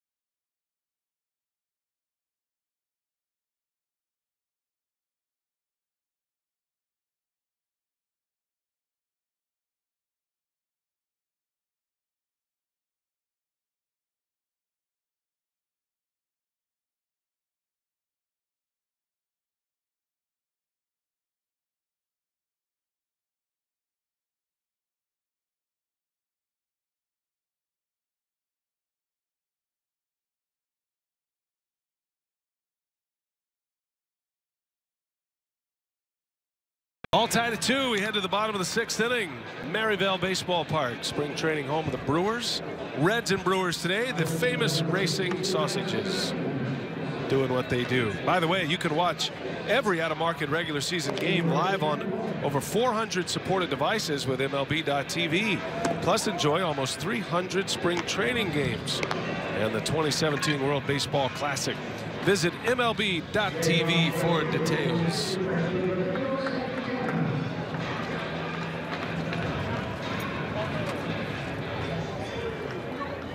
Exhausted, the racing sausages. Who won? You know, I missed that. I feel like the Italian won, the way he's walking, and looks like he's got a battle wound down there as well. You know the old saying, you're going to run in, you're going to limp back? Oh, it was not Italian. I stand corrected. Polish. Polish ends up with the victory. At the wire. Throw it, that boy. Domingo Santana in what will most likely be his final at-bat, facing Jackson Stevens of the Reds. Reds have made a complete line change here, so bear with us for a moment. This is the point of the spring training telecast where we play Follow the Director.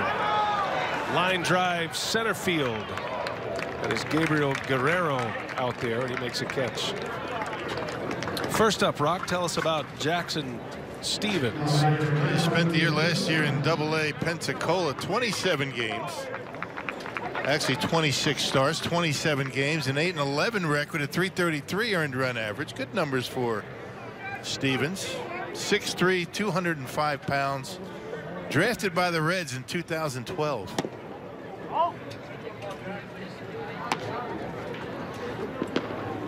KIRK Nieuwenhuis now with one away.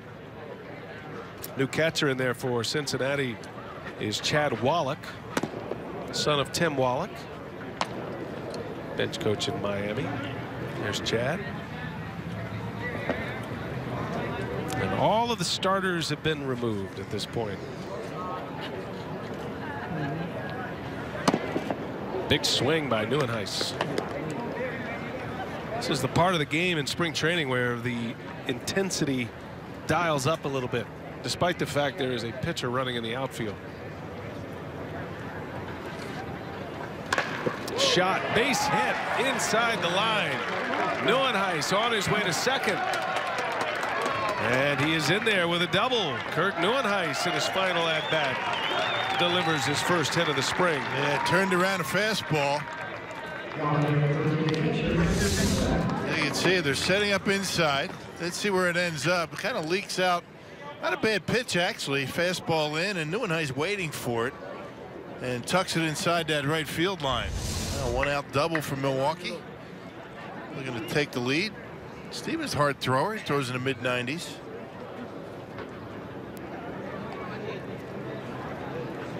So here's Andrew SUSAC. Big wave and a miss.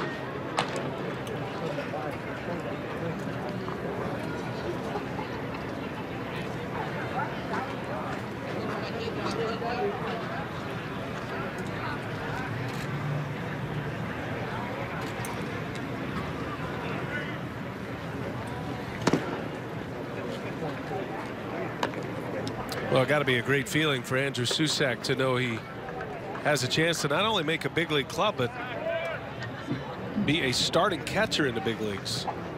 He has been behind Buster Posey all these years in San Francisco. 2 seasons in the big leagues for SUSAC. Pop up, and that'll end up in the seats. Last year, the Brewers made a deal with the Giants. It was Will Smith was the piece that the Giants wanted, the left-handed reliever. And the Brewers got 2 players in return. They got a young pitching prospect, hard-throwing pitching prospect named Phil Bickford, and then a big league catcher in SUSAC. That was all in that window where Lucroy was traded to the Rangers. The Brewers needed a catcher, and SUSAC was a target of theirs. Remains to be seen if it'll work out. There's a called strike 3 on a breaking ball on the inside corner. Well, one of the 2 guys that's going to get at bats this inning are going to be on the team for sure. You got SUSAC, Bandy walking to the plate. There's that slow curveball, just kind of drops it in there. Might have been inside. I think SUSAC might have thought that might have been in off the plate. Here's the other part of that catching trio, Jett Bandy, who singled his last time up, hit the ball sharply to left.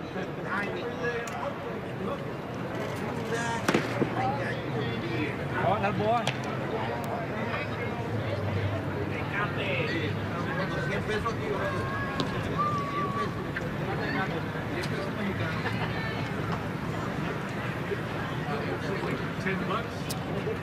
Bandy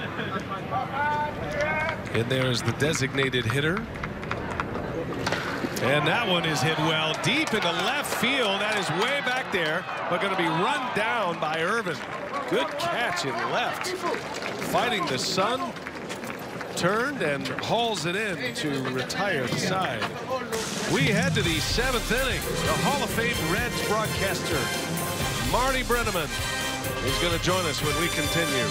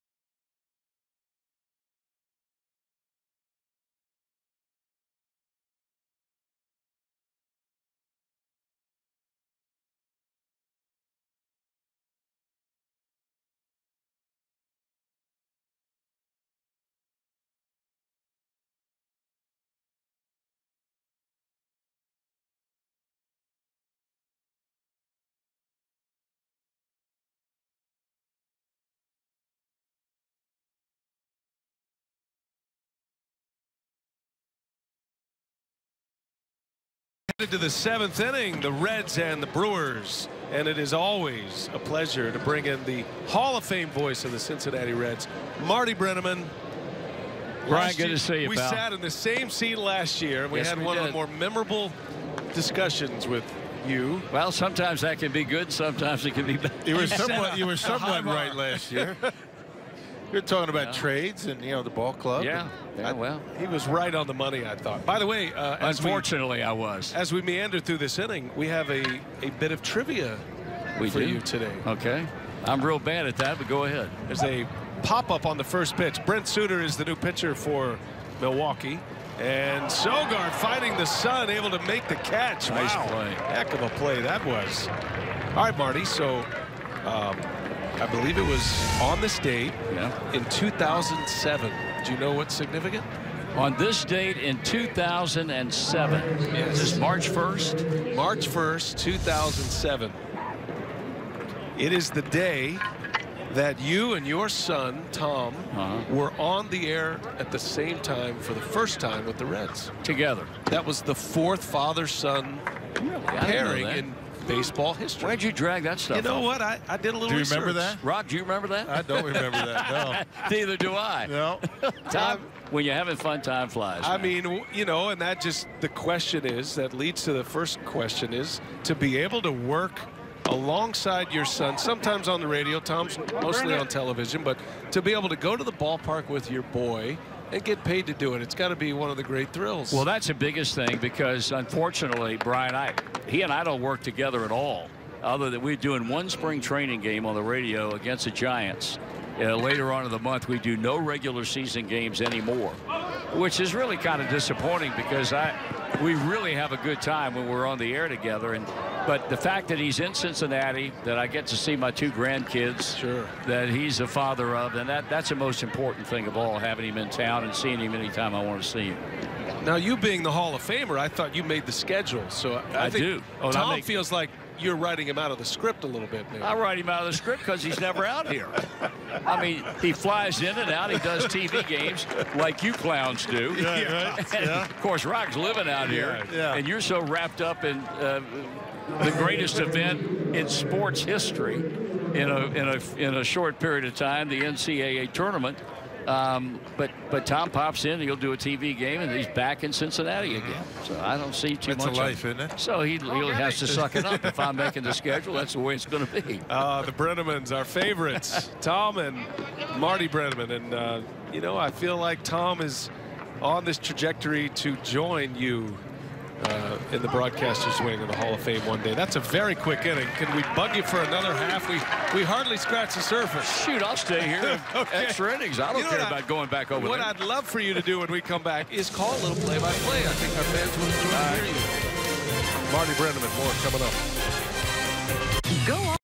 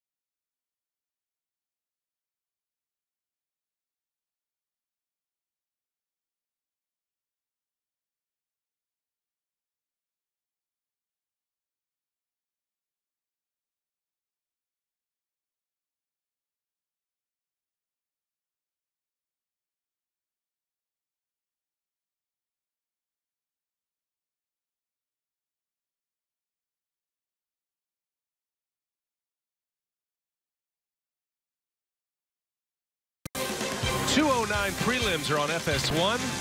Great matchups. Saturday, 6 p.m. Central on FS1. Or you can catch it all on Fox Sports Go. We are visiting with the legend, Hall of Fame voice of the Reds, Marty Brenneman, one of our favorites.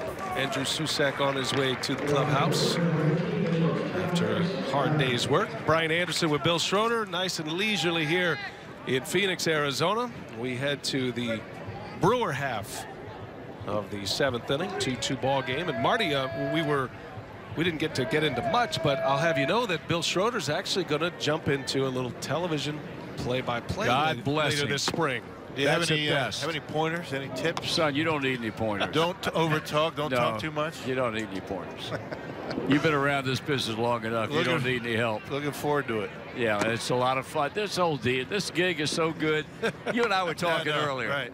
If anybody ever said, you guys are going to go into an office and work 9 to 5 every day, I'd take it to the house. It'd be over with. Right. Yeah. Do you remember your first game on the air? I remember more the second game on the air. I did a game in Bradenton, Florida with Joe Nuxall, God rest his soul, against the Pirates in 1974, my first spring training game, and I was scared to death and got through the game fine. And the next day we play the White Sox in Tampa, and they played at a ballpark called Al Lopez Field after the former big league manager.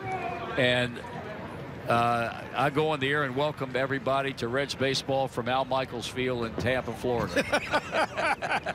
I mean, people don't believe that. I mean, Al Michaels is the guy who I succeeded. Right. And I said Al Michaels Field, and Nuxall said, God almighty, what do you do for an encore? Here we go. Yeah, a lot of people forget it was Al Michaels in Cincinnati. You came in. He was there 3 years and went to the Giants after 73, and then I got the job in 74.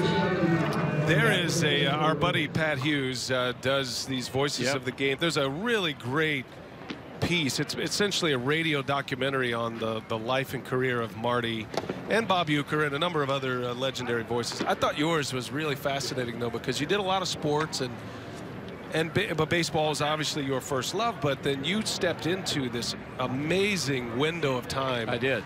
In Cincinnati with the Big Red Machine. Yeah, I was just fortunate. My timing was so good. In 74, they got 12.5 games back of the Dodgers and came within a game and a half of catching them in September before falling back. And then, of course, in 75, they win it all and beat the Red Sox in 76, they sweep the Yankees to win it again with arguably one of the top 2 clubs, maybe 3 teams in the history of the game. So I was very, very fortunate. I'll never forget Byron Somm, who was a Hall of Fame broadcaster with the Philadelphia Phillies. And in 1977, runner takes off, and the slap tag is in time. Another good throw by the Reds catching core. This time it was Wallach. And he said to me one day, he said, young man, do you realize how fortunate you are? And rather flippantly, I said, well, yeah, I guess so. Why? He said, you've got 2 world championship rings. I said, yeah. He said, I've been doing Phillies games since 1947, and I don't have one. And I really didn't appreciate it until we went 14 years from 76 to 90 before I got another one.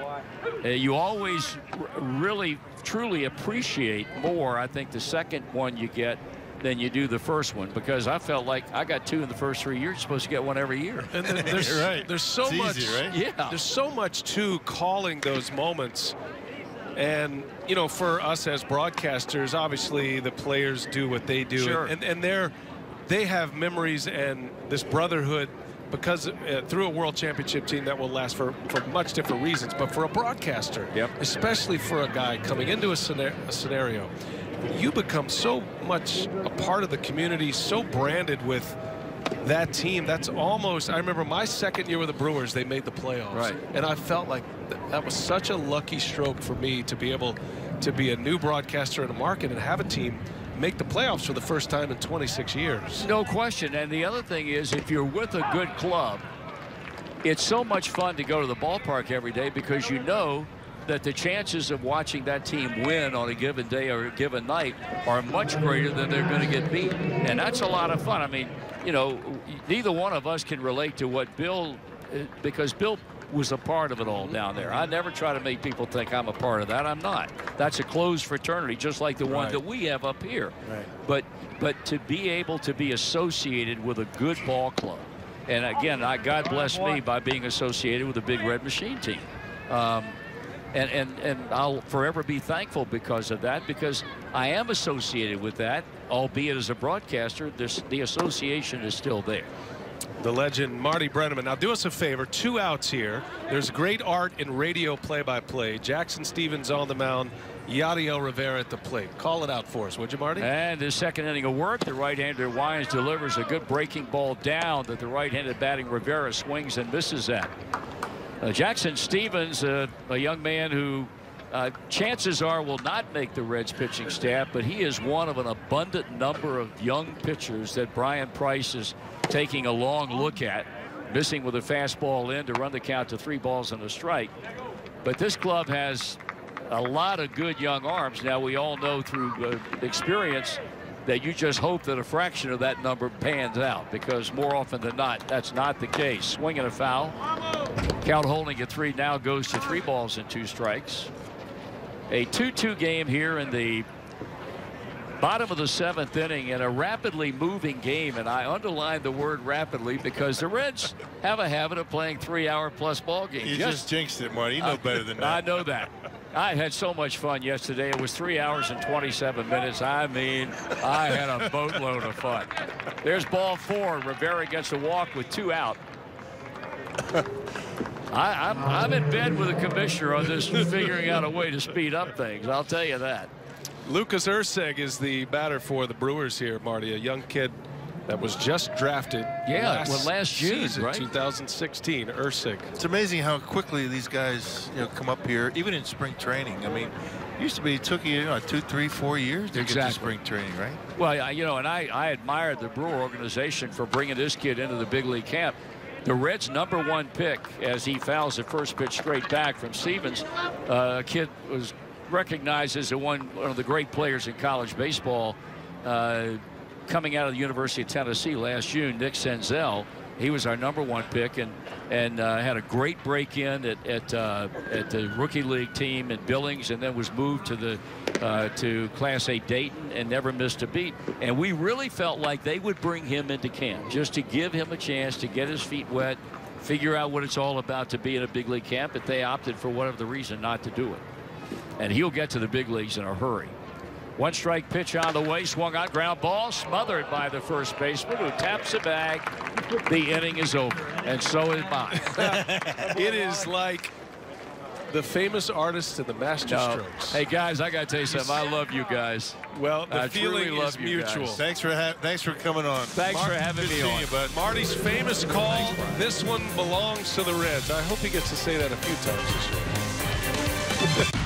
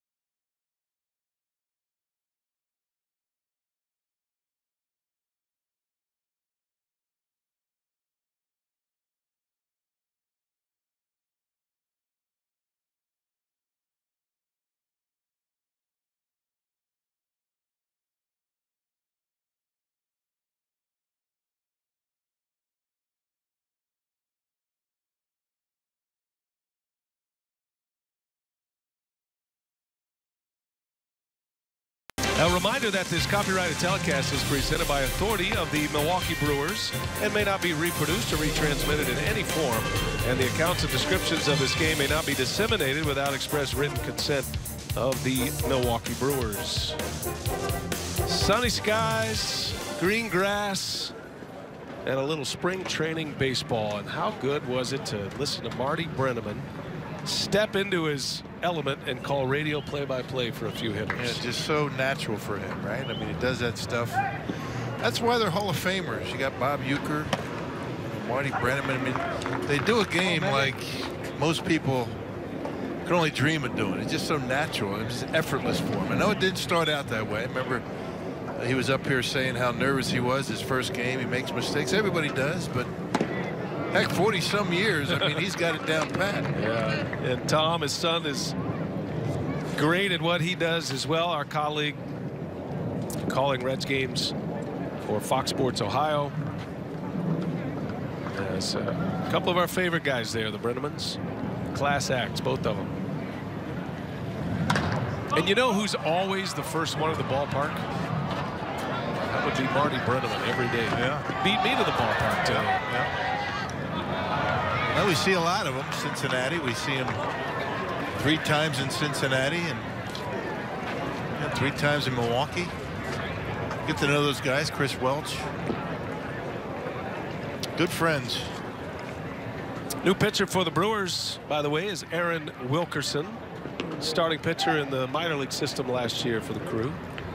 Getting a chance at some late innings in the spring. Aristides Aquino is the batter. It's his first at bat.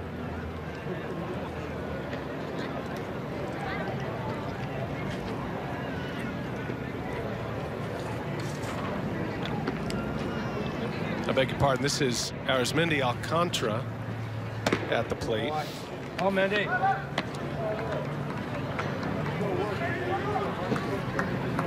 Alcantara made a terrific play at short, robbing Broxton of a base hit earlier today. The former Cub. Aquino is on deck, by the way. Yeah, Wilkerson came over from the Red Sox in that Aaron Hill deal.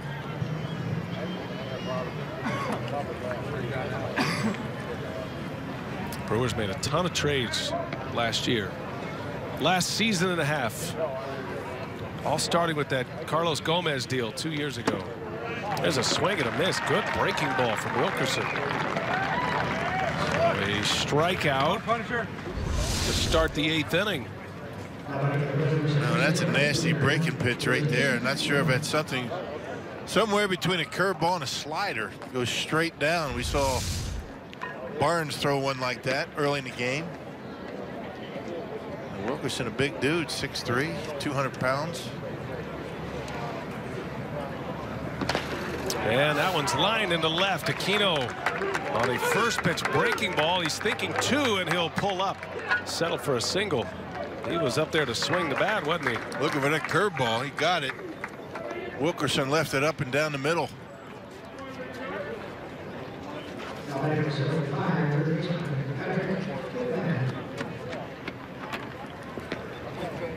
right, so Aquino is aboard. Patrick Kivlahan now. All first at bats for these guys.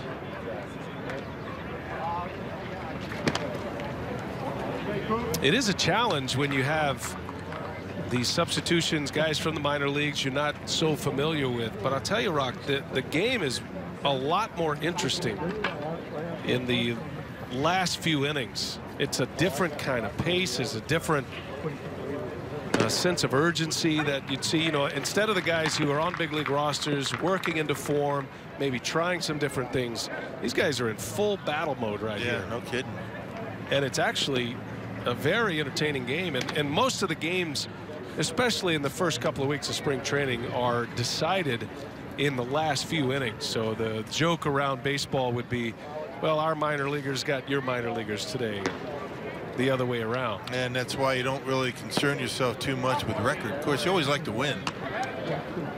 But it doesn't have a very big effect on, or it doesn't really give you a sense of how your team's playing your major leaguers. 2-2 game. It's been that way since the Reds tied it in the 4th. And Kivlahan hits a shot past Ursig.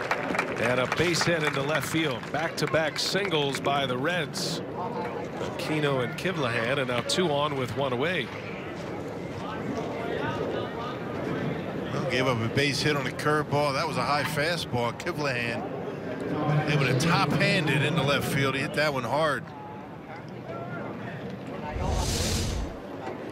Nice easy swing, fastball up. He pulls the hands in and barrels it up.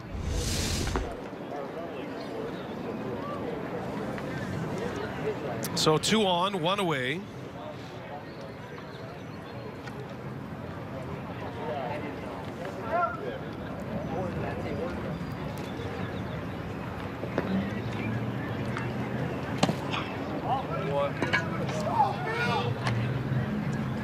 Irvin at the plate for Cincinnati.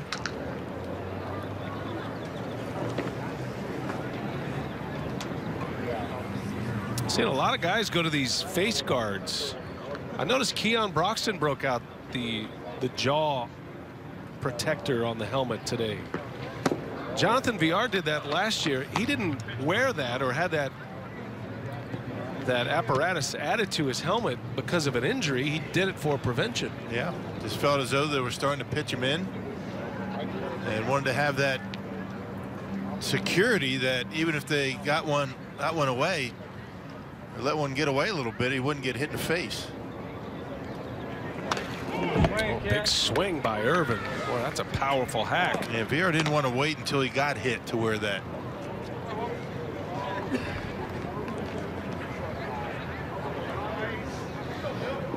I asked Jonathan about that last year. I was curious to see if it affected his vision at all, or was it a distraction or something to get used to. And he goes, actually, it's just the opposite. There's a little bit of focus involved, the tunnel vision, because of that piece.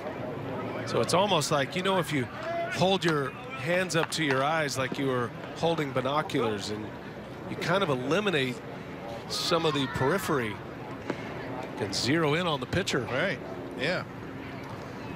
I had not noticed that Broxton was wearing that in the first few games. Today was the first time that I noticed that for KEON. Irvin pops it foul and out of play. 3-2 the count on the Reds left fielder. I'm not sure if he's going to use that the entire season, maybe until he starts getting really comfortable in the box. Early in spring training, you might see guys a little bit more wild than normal, just have that guard and, you know, get rid of it during the season. We'll see. 3-2 the count. And nice pickoff move, Wilkerson. Got him in a rundown. Out there, the second out. Reds do advance a runner, but a nice inside move. You know, second base is the only base you can fake to anymore. And Wilkerson took advantage of it. Yeah, did a nice job. Took his foot off the rubber and then went to third base. If he went right to third base in his windup, or in his delivery, it would have been a balk because nobody's at third base. 1-5-4 on the putout. So 2 outs. Runner at second now, Kivlahan.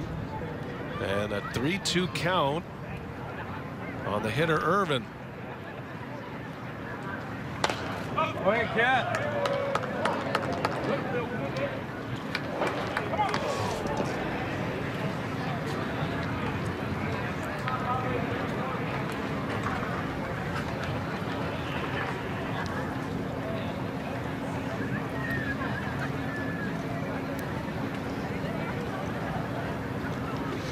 Wilkerson trying to finish the inning, keep it tied at 2. Reds threatening the go-ahead run at second. And that one just missed. A little bit inside. Ball 4. I think he had Irvin looking for that curveball because that one didn't miss by much. That could have easily been called a strike. Home plate umpire Todd Tishner, he's going to be a big league umpire this year, and just a little bit off the corner.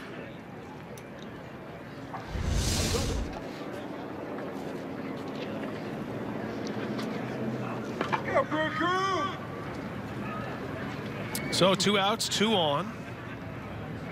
Joe Hudson at the plate.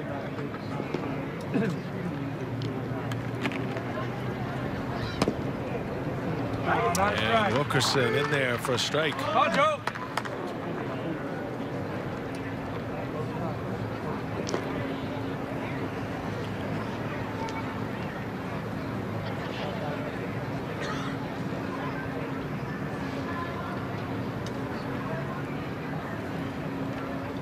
Hudson hitting in the DH spot. In the air, center field. Cordell makes the play, getting over. So Wilkerson, a big pickoff move to get the second out. Puts up a 0 in the 8th. We're tied at 2. Brewers are coming up.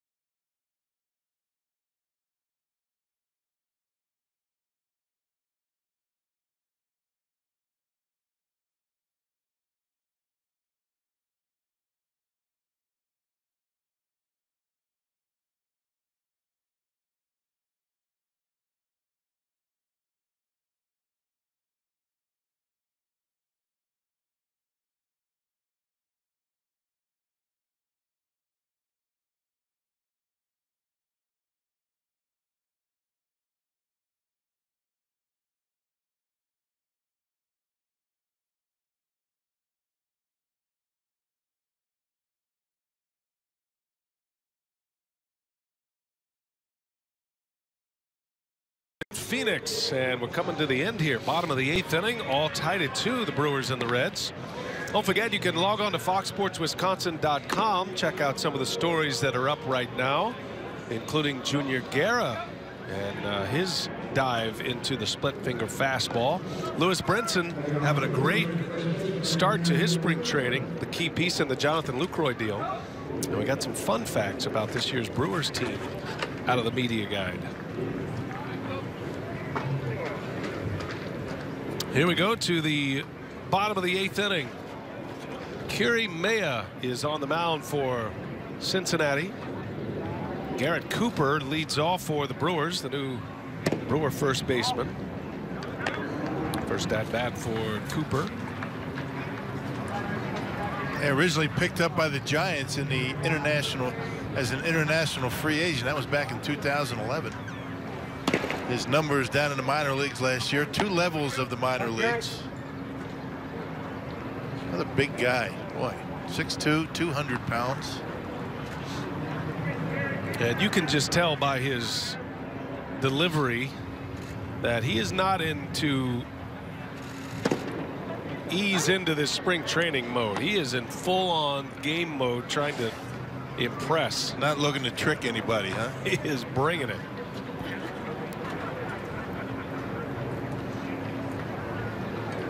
Cooper in a 2-2 game. Brewers trying to win for the second time this spring. They're 1-3.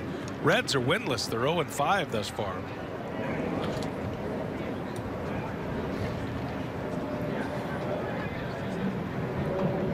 Good year last year for Cooper. Hit for a high average.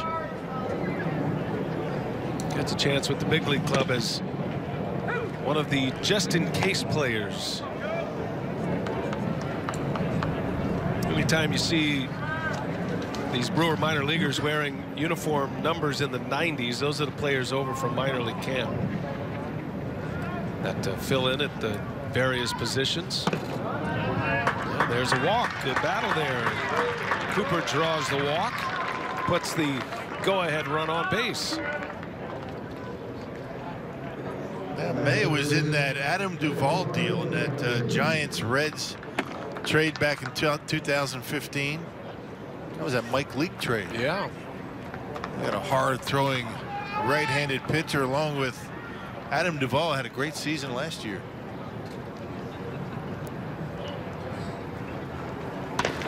On the ground, Michael Reed's first at bat. Got a chance to turn it here, and Reed too fast beats it out. Reds only get 1.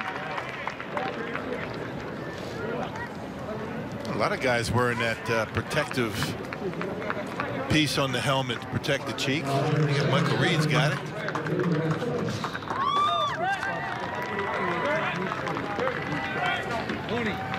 It is a trend. Here's Brett Phillips now. The laughing bandit, Brett Phillips. I know MLB Network was here earlier today. Robert Flores and Sean Casey, and doing a piece on the Brewers. And I think Brett Phillips was the star of the show. If you haven't seen the Brett Phillips laugh, it is the most unusual laugh in the history of laughs. Laughs himself into a convulsion almost. You don't know whether to laugh with him or call 911. Exactly. He's a talented player, though. He came to the Brewers from the Astros in the Gomez deal 2 years ago. But he has a lot of company in the outfield. He is one of the many prospect center fielders the Brewers now have. More center fielders, talented young center fielders in the Brewer system than in any other system in the majors. And the question, why have all of these center fielders? Well, center fielders make the best outfielders. You can move them to the corners. Think about what the Pirates did with their 3 outfielders, all of them being center fielders. And you also have a desirable position for other organizations if you get to a position to make a trade and acquire a piece. Phillips takes a ball, back-to-back walks. And now 2 on with 1 out. The go-ahead run now at second base for Milwaukee.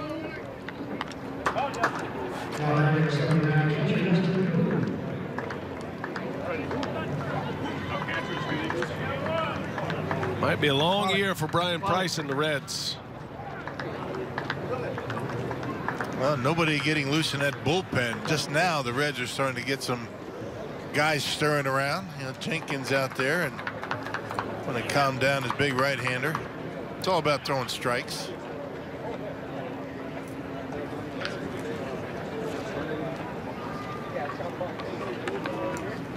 Ariel Hernandez starts to throw in the Reds bullpen. But for now, it's Maya's game, and he's going to face Dustin Houle, the young catcher. And a chance to leave a mark. Houle with a chance to drive in the go-ahead run. 2 on, 1 out. And Maya misses again.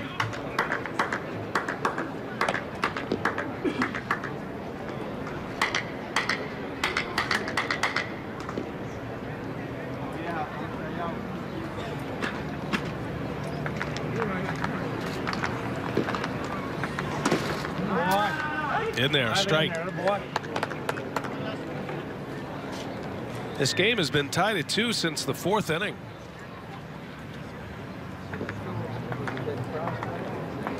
EUGENIO Suarez had an RBI double. Brewers got their lone 2 runs in the 1st inning.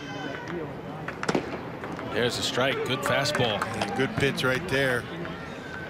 Houle had 1 to hit. Let it go. The first 3 batters of the game for the Brewers all had hits, and the first 4 batters reached base with 2 runs in. Home run by Broxton. GENNETT had an RBI single. Houle sends one high in the air to right. Aquino is calling, and he's got it for out number 2.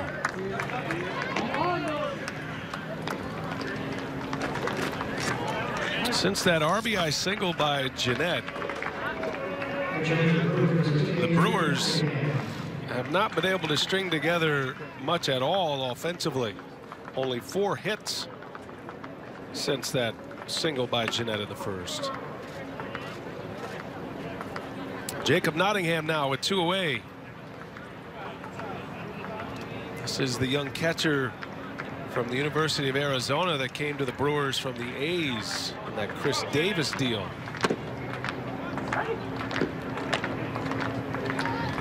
This guy can hit. They're talking about how good of progress he's been making behind home plate. That's some power. You see his numbers in Double-A. Working with Charlie Green. Still only 20 years of age. Charlie Green, the catching coordinator for the Brewers. Very good at what he does. He was the man responsible for the development behind the plate of Jonathan Lucroy, among others. Big swing by Nottingham. That's mid-90s fastball right there. Just a matter of this guy being able to throw strikes, get ahead in the count. Not only does he have the velocity, he's got some pretty decent movement on that pitch.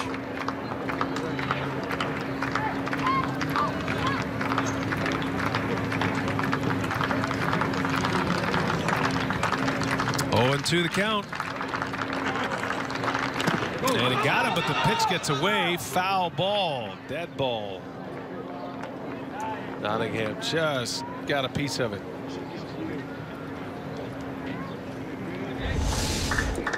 And curveball after a couple of fastballs and just barely able to stay alive.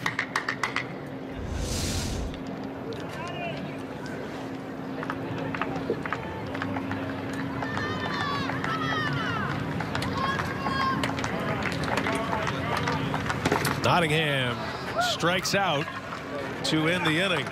Promising inning for the Brewers, but Maya shuts it down. We go to the 9th, all tied at 2.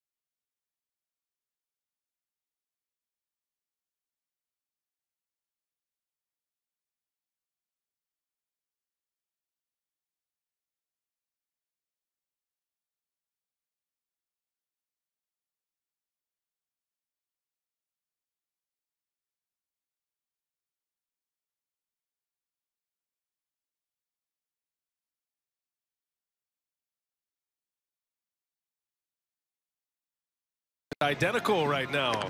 2 runs, 7 hits, no errors apiece. Reds and Brewers. And the Brewers are going to bring on Paolo Espino to pitch this 9th inning and try to keep the Reds at 2. Yeah, signed as a minor league free agent back in November. Espino spent last year in AAA in Syracuse, an 8-11 record, 330 earned run average. Good numbers for Espino. Down in 33 punch outs and just shy of 153 innings. Out of Panama City, Panama, Paolo Espino. Two game as we go to the 9th. And it'll be Chad Wallach, the son of Tim Wallach. He'll lead off for the Reds. Now in the game behind the plate. Threw out a base runner a moment ago. First pitch swinging. And there's out number 1. That's Dubon picking up the last couple of innings. Mauricio Dubon for the Brewers, coming up from minor league camp. Great day of sports on Fox Sports Wisconsin. Rock, you got the Brewers in the afternoon, spring training baseball, the Bucks on tonight. I understand Kareem Abdul-Jabbar is going to join the Bucks broadcast tonight. Oh, nice. That's fantastic.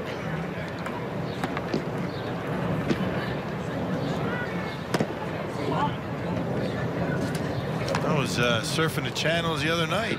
They were playing the Cleveland Cavaliers. That's right. Yeah, Bucks are going through a tough time right now with injuries. I say reload for next year. What do you think?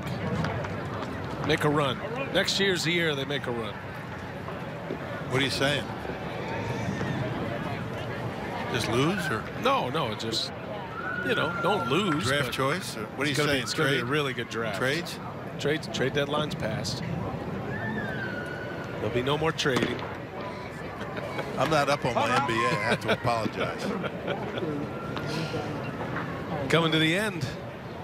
Got about 5 weeks left in the schedule. You got some games coming up, or you done? I don't jump back into the NBA until the playoffs. Okay. We're all college now for the next month. March Madness. What's your next gig? What do you like now? Come on, Rob. Well, I will be at the Big Ten Championship in Washington, D.C. next week, next Friday. That's for BTN, actually. And then the NCAA tournament begins on the 14th of March. Brantley takes a strike. We'll be missing you. I know you won't. I'm excited about your play-by-play debut. That's what I'm going to make sure I Me and Jerry Augustine dial that one in. By the way, speaking of debuts, Tim Dillard is going to join us on the broadcast on Saturday. Good boy, Rob. Brantley draws the walk. Espino. Now, I talked to Dillard in the parking lot after the game yesterday. He was over here. He might have pitched yesterday. Right. He did not get into the game. So how does that work out? I mean, he's going to be up here in the booth. Is he going to have his uniform on if they get in a pinch, maybe run down? And I think that would be an option. He told me he might be wearing his uni. Well, I think he needs to be ready. Bring his gloves. Just in case. Put the nails on. Get the cup in. Get ready to go. I'll be curious to see what he wears. Let's get a zip line right here down to the bullpen. How long would it take him to get from the press box to the bullpen?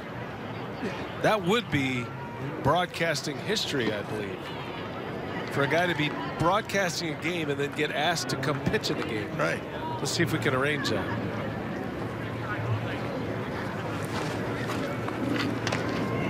Brandon Dixon at the plate. But Dillard did a heck of a job last year. Remember, he came up and went for a week at Miller Park and did some social media stuff, some of those videos he put together. He's a very funny man. Hilarious.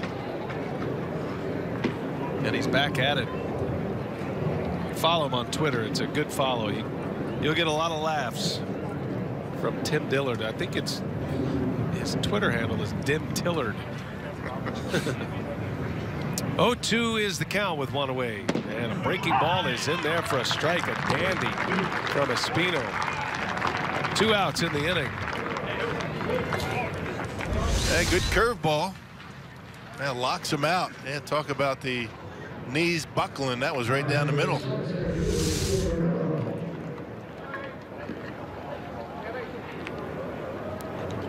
So it'll be Guerrero now.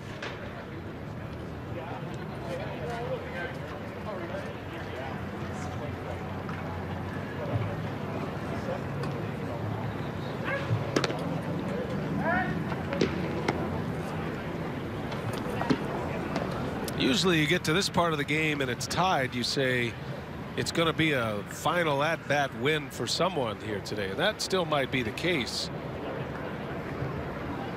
But the tie is always in play in spring training baseball.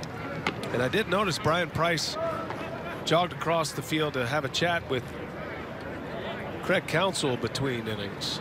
So I'm not sure. And I think I heard him say we can play all day if you want. I think he said we have 12 pitchers left. We can really get a lot of work done. There's a strike. So we'll promise we will take this up. We will stay here as long as it takes, right up to Brewers Live. Check it. Bucks Live pregame show. What time's that start? That's coming up. That's in less than 2 hours. Oh. So we're good. High pop-up. Wow, that thing's up there a mile. Watch the sun. Now Phillips coming in, and he's got it. The inning is over. Espino puts up a 0. Let's see if the Brewers can win this one. We head to the bottom of the 9th inning. All tied at 2 at Maryvale.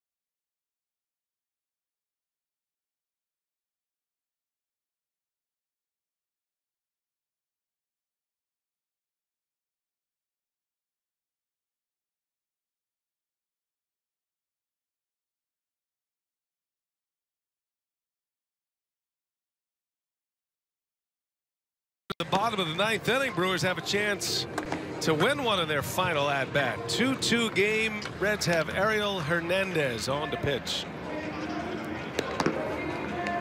I see his numbers in A-ball last year. Another big guy coming out of that Cincinnati Reds bullpen. Great numbers, a 3-2 record out of the pen, 62 innings and a .218 earned run average. And check out the strikeouts, 74 punch outs, 62 innings. Allowed only 1 home run. Those are eye-popping numbers right there. And from A-ball to big league spring training, here he is, Hernandez, facing Mauricio Dubon, the young Brewer shortstop. If there was any question about whether we're going extra innings, one indicator might be the bullpens, which are completely empty right now. So this might be it. We might end up, if the Brewers don't score in a 2-2 tie, we'll see. Manager's discretion on extra innings or not. What's your vote? I say you play it 9 innings and call it a night.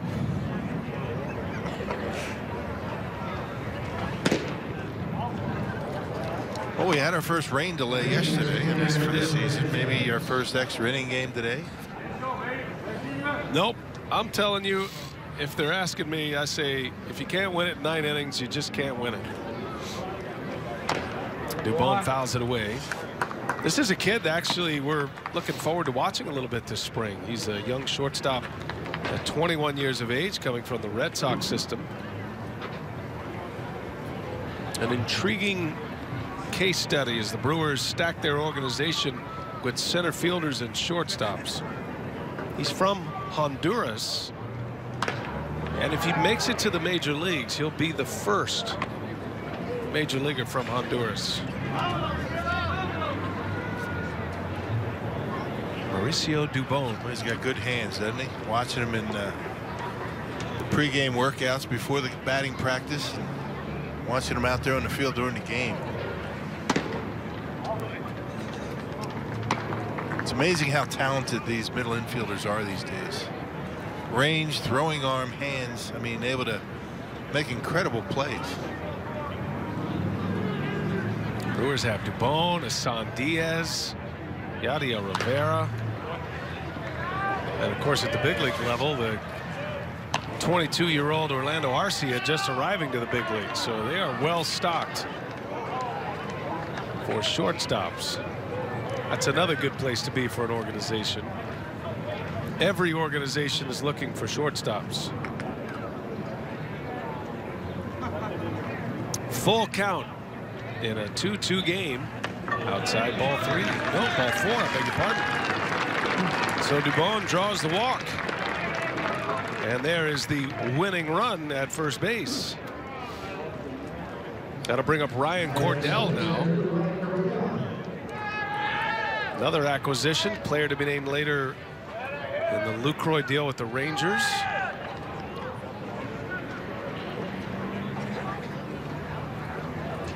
Saw Cordell hit a home run just a few days ago. Missed badly.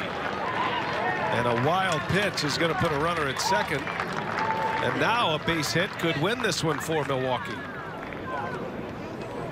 This is Cordell against Los Angeles on Sunday, and look how fast this ball left the yard. That ball got about 20 feet off the ground is all.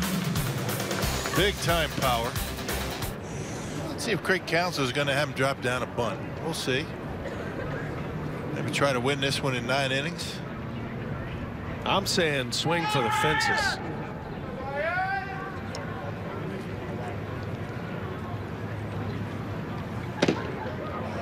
On the edge, a strike.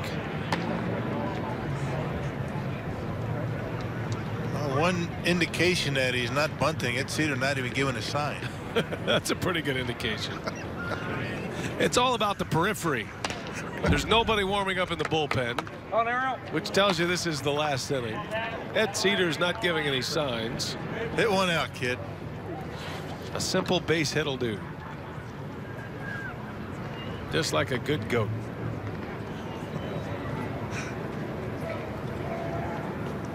Winning run at second, Dubon, and Cordell fouls it away.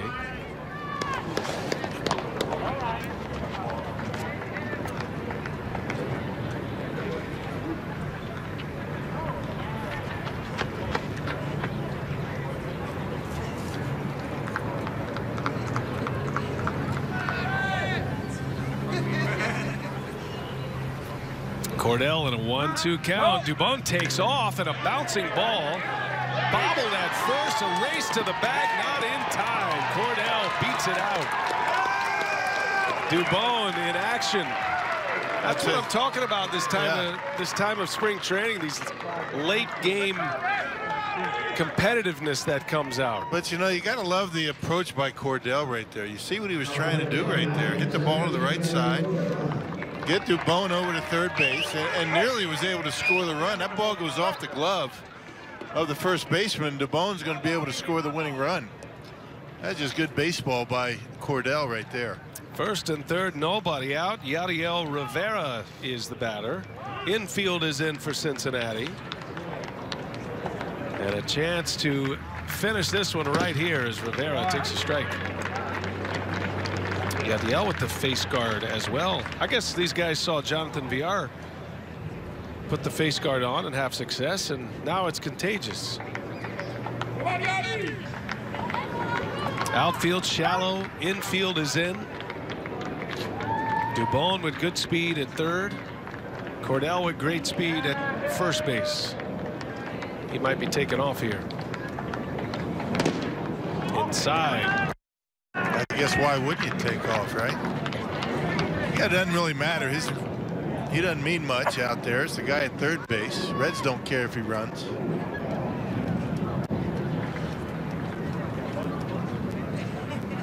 Here's a 1-1. Wave and a miss. Nasty slider. 1-2 now on Rivera.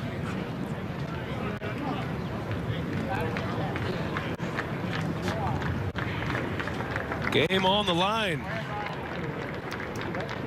Winning run at third base. Cordell goes. Little tapper back to the mound. And there's out number one. Good piece of pitching there. Dubon has to stay put. This is a guy I've been anxious to see hit. I haven't seen him hit yet. Lucas Erceg. Talk about a moment for a kid who was in college at this time last year. He's got a chance to win a game in a big league Cactus League game. 21-year-old Erceg. Yeah, both managers letting it ride. This is ordinarily a spot where you'd probably walk Erceg here to load up the bases. Brian Price just want to see what this young man can do out there on the mound. He's going to let him pitch. Infield in, outfield shallow. Ursig, wow, that is a good-looking swing. Yeah, he's, they say he can hit. You got it, buddy? Come on, Ursig, come on, kid. Ursig last year hit 400 in his first stop in Helena in 26 games. Got the promotion to Single A. Hit 281 in Wisconsin. Combined, he went 327, 9 homers, 51 RBIs in just 68 games. Right, that's incredible RBI numbers. Out of Menlo College, started his college career at Cal, and there's a base hit, and Ursig with a game winner. The Brewers beat the Reds. Lucas Ursig with a walk-off single. Boy, what a moment for that kid. Up from minor league camp, gets an at-bat in a clutch spot and delivers. They stayed on the curveball, banged it through the drawn-in infield, and the Brewers able to pick up their second win of the year. Nice job for Lucas Ursig. Well, it'll be a day he won't soon forget. One of his first big league memories. Lucas Ursig with the walk-off single to give the Brewers a 3-2 win. Back to wrap it up right after this.